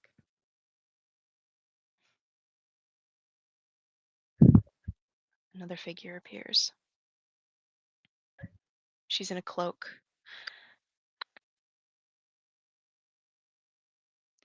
And she is trying to tell you, right? We'll go and we'll be safe and we'll go see the ice flowers. It'll be beautiful. Your mother would have loved them. Until she falls to her knees and she looks at you and goes, I forgive you. It's okay. This isn't about you, Lovey. And her throat opens. You feel blood on your hands beginning to pool around you as this version of Etienne forces you to watch.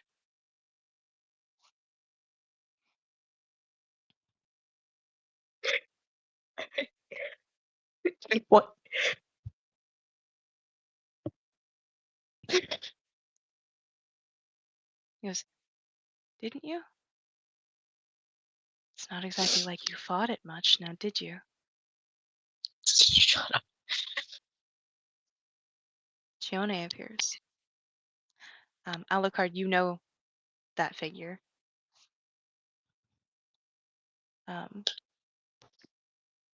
She looks younger than you know her as. Which yeah, her. Mm-hmm. Yeah. As she's sitting on a piano bench and looks concerned. It says, I've noticed the way you look at him. Are you sure that you don't think of him that way? And he covers your mouth. This version of Etienne next to you covers your mouth and with your voice says, unfortunately, I don't know what you're talking about. Maybe you shouldn't say such things. Of course I value our engagement. Of course I value you. And the look of knowing on her face that you remember so clearly when she realized that you were lying to her.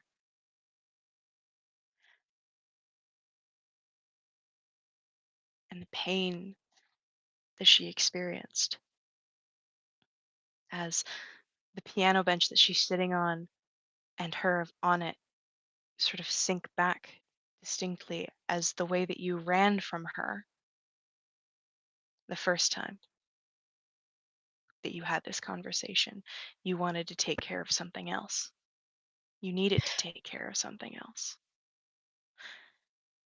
And finally, on a stone floor, cold as death, dark and lit by torches, you see him again. Clearly unhappy for the situation that he's put himself in. You always told him he was going to get himself into trouble. And your father behind him saying, sacrifices must be made for the family. I am your family. Do as I say and be my son. And know that we have protected ourselves from deviation, from evil.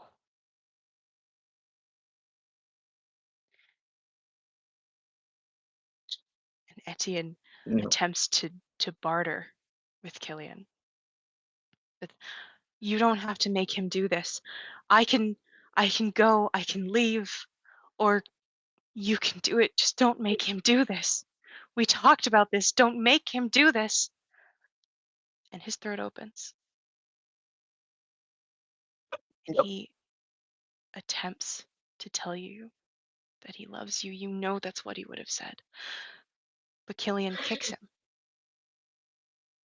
as he bleeds out, and more blood begins to form underneath you as you see visages of different people that he made you kill over and over and over in the Killian style, the Von Kier style. Slitting the throat, and more blood, and more blood, and more blood. Oh,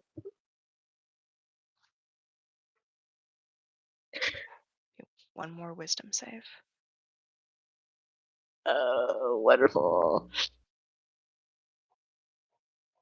I'm going to give you advantage because you had multiple voices. Tell you not to.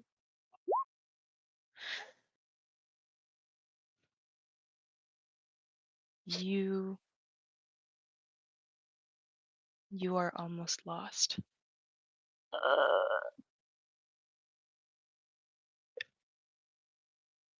These visages of people that you cared for dying in front of you. How do you respond once this version of Etienne holding you here lets you go? Physically lets you go. Okay.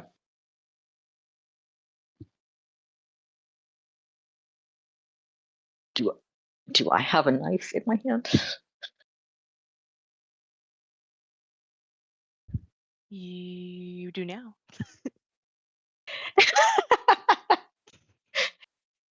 Now you do. Lovely collaborative storytelling.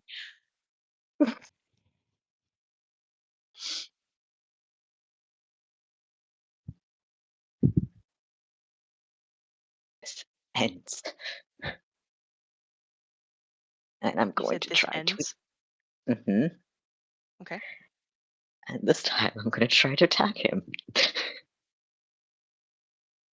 Who? My father. Okay. You stand, and the Etienne that was holding you kind of crosses his arms and waits to see what you'll do, and you go for Killian. But you find that you raise the knife, you attempt to get there, and you just can't.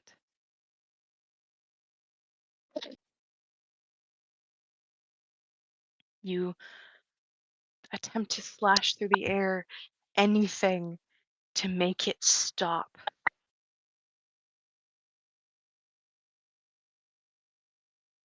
And it doesn't. You can't reach him. Oh, I have a terrible impulse right now. Is this a trigger warning impulse? Possibly. But I Oh my don't know God. what I'm actually gonna go through with that.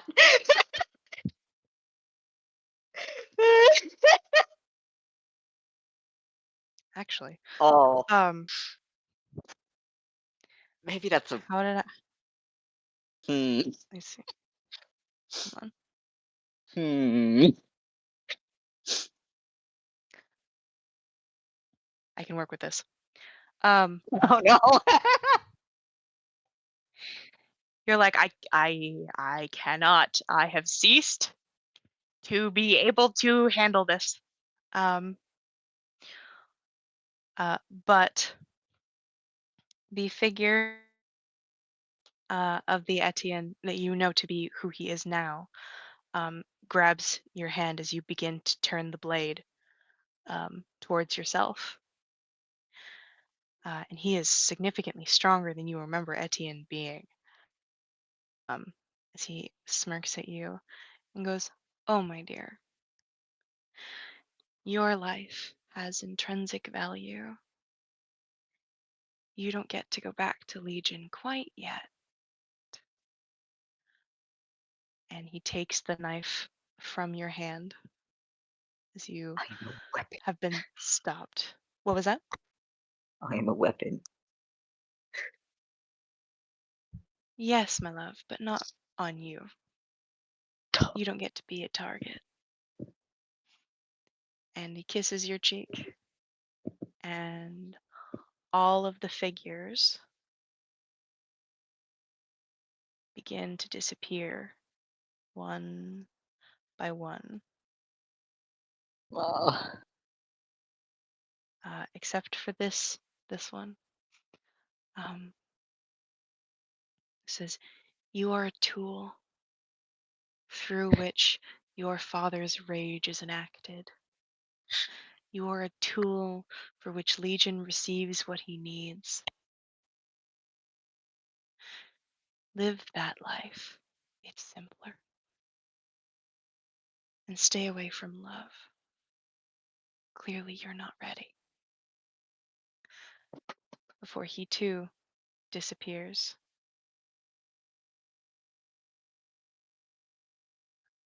And you are left where everyone can see you. So great.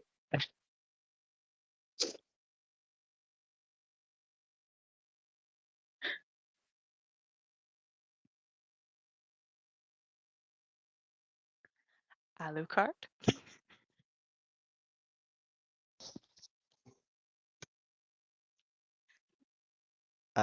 Yes. Hi. How are we feeling? Um, like very little can phase him at this point.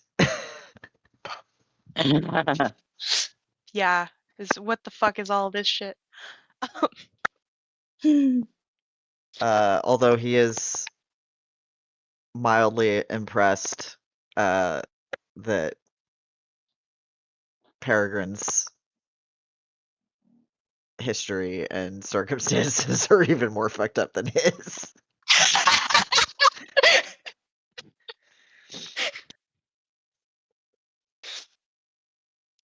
You haven't even seen all of it yet. Oh, poor baby.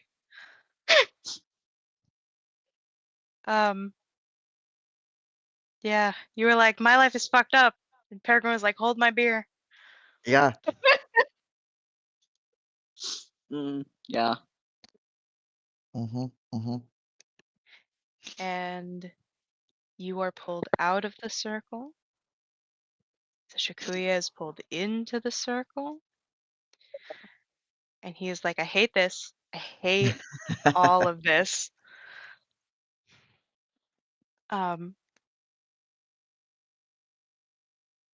And Zeshikuya is passed. begins to play in front of you all.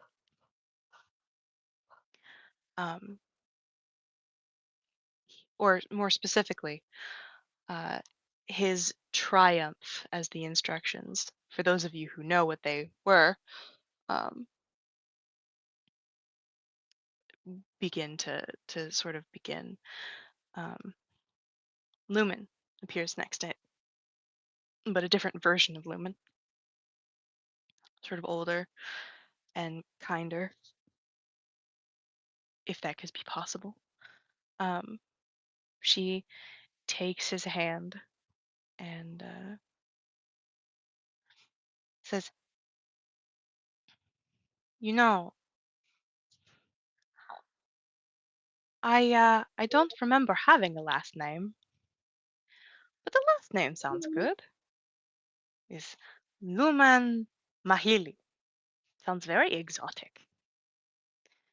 Um, and Sashikuya blinks and goes, "Ye- I guess.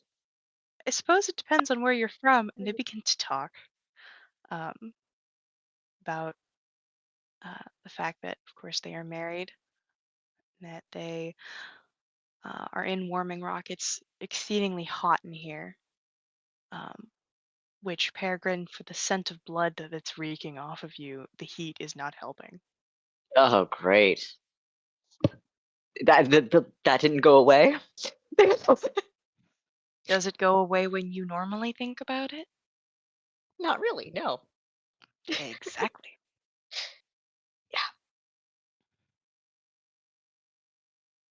Um, and Lumen, the Lumen with Seshikuya. Nobody told Jordan that my impression is this bad.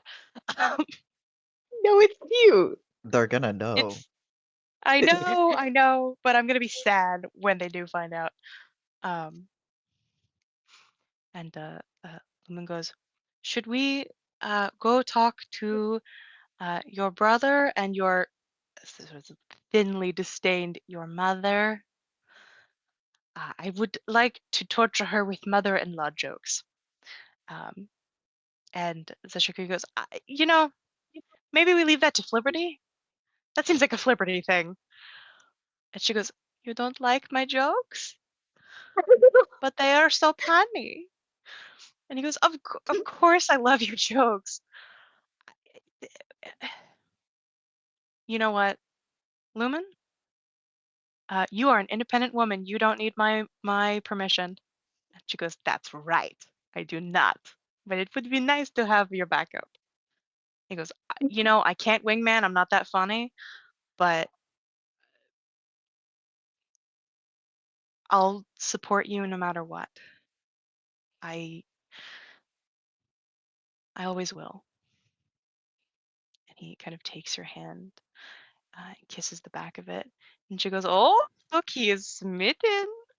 He is smitten and cannot get away from it." And he goes, "Not that I would want to." And I have to open up his character sheet for his wisdom saves. Whoop, where is he? There he is.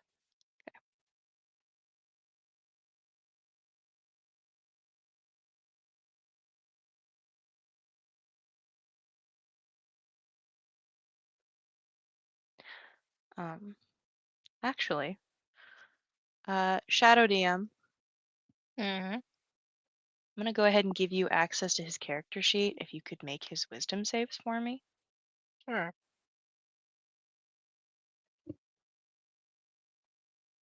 There you Trying to go. outforce good rolls.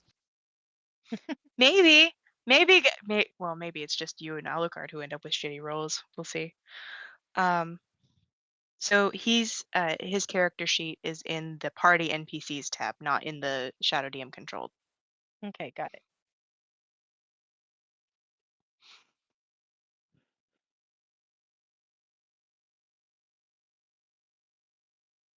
Okay.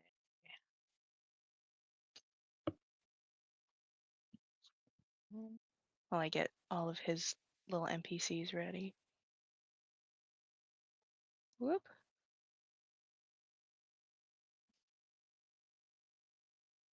Wait for that to come in. Okay. Yeah, I guess Oh, it's thank just you. you and Alucard who get shitty rolls. Oh, that should have Very been public. It oh, was it not? No, it wasn't. I changed it to public. Oh, okay. Okay, cool. He rolled a 17 for the recording and the record. And he kind of winces a little bit. And she looks confused and goes, "What's wrong, Zajuguya? Was it too much for you?" He goes, "I want this really badly. But you've already stolen my opportunity to tell her my feelings. And I don't think I can forgive you for that." Because you've already told me your feelings. Is somebody attempting to talk? Because I'm hearing robot.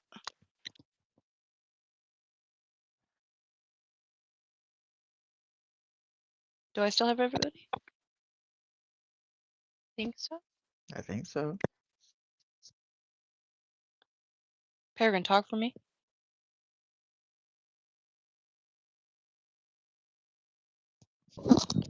Yes, I'm just getting some stuff. Hang on. Okay, so maybe it was my voice then. I don't know. It sounded for a second like I was roboting Ah, or something. Anyway, uh, yeah, let's just drop things wherever we feel like. That's helpful. Anyway, see, because I don't think I can forgive you. And she goes, "You already told us your feelings. Um, I'm not sure what kind of redo you want, but I suppose after dinner we can talk about it." He goes, "No, we can't,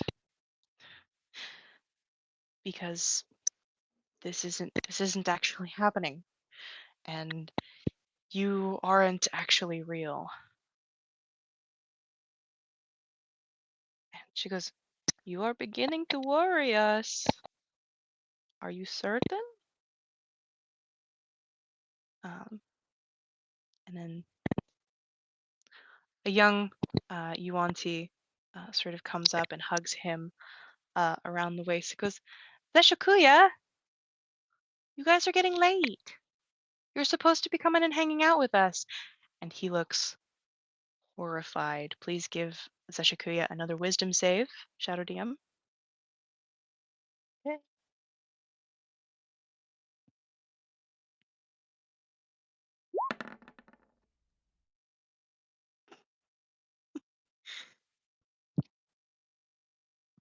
Yep. He goes, "Wani, you're not here." And he goes, "Of course I am. Why wouldn't I be? You're my big brother and late to dinner." And his mother kind of comes over, crosses her arms, and goes, "Well, I suppose you've never been one for punctuality, now have you, Zeshikuya?" And he goes, "Mom, Lady Asahilu." And she goes, "Oh, quiet. It's Mom if you'd like, I suppose." And he goes, "No, yet that's not right. You would never. Not in a million years, would you?" Um, and those of you who know this, Fibra comes up and goes, "So Shikuya, don't tell me you've forgotten me too." He goes, "Nope, I remember you quite well. And none of you have a reason to be here. You're dead, you hate me, and I promised that I'd never see your face again for the second time. So this isn't happening. This just simply is not happening. um Salutations. None of this is real."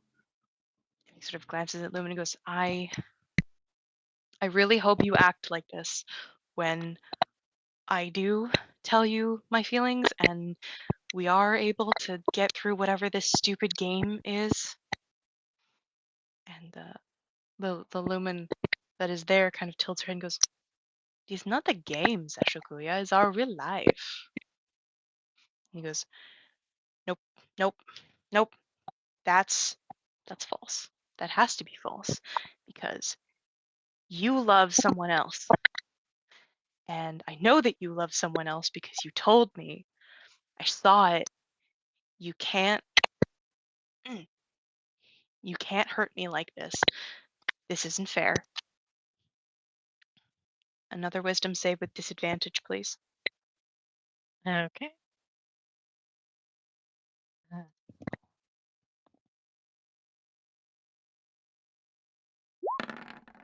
Well, Oop. He did worse than you, Alucard. Um, and she sort of comes up and attempts to soothe him. Okay. Shoo, shoo, shoo, shoo. We will connect to your mind and everything will be as it is. And you see his eyes go sort of blank for a moment as sort of those who have witnessed it before, this black sort of coloration to her fingers and hands and sort of up her arms in a gradient to the white of her skin um, sort of lends way through her fingertips to these sort of black inky tendrils. And he begins to be wrapped up in them with a failure as bad as that. And she pulls him in and hugs him close and says, "It is okay, Zashukuya. We are family, and we will keep you safe together." As all the figures begin to sort of encircle him. And you both know, Alucard and Peregrine, that he's very possibly going to fall to this facade before he even gets to the truth. Because of this Lumen and the way that she's wrapping him up, almost like a spider in these inky tendrils. Do either of you do anything to intervene?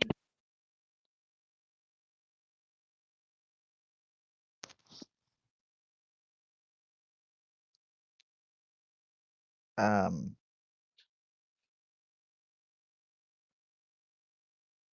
didn't we try something like that before and we weren't even able to reach the person? Didn't we try? Flibberty tried a mage hand on Lumen and was not able to touch the person. Specifically before the fantasy began. Ah, So it is up to your characters whether or not, first of all, they would want to attempt to influence what's happening. And secondly, whether or not they would sort of recognize to see, therefore leading into the fantasy, the differentiation between that. One of you is a master strategist and one of you is a nervous wreck at the moment. So I'm kind of Wait, which one's leaving it up which? to you two. yeah, I was gonna. And excellent one that I'm not going to answer. So, I mean, really, it's up to you two right now because Flibberty is still AFK for the time being. I can't Um, see my sheet. Well, should Um, should I do like a Mhm. perception check or something to see if I? if you'd like to, you can. I'm sort of opening up the possibility for brainstorming at the moment. Okay. Well, because like everything that we've seen so far, I feel like I just go games then. I feel like there would be no reason for Alucard to think that there was anything sinister happening Able. beyond what Okay. what happened in the past. So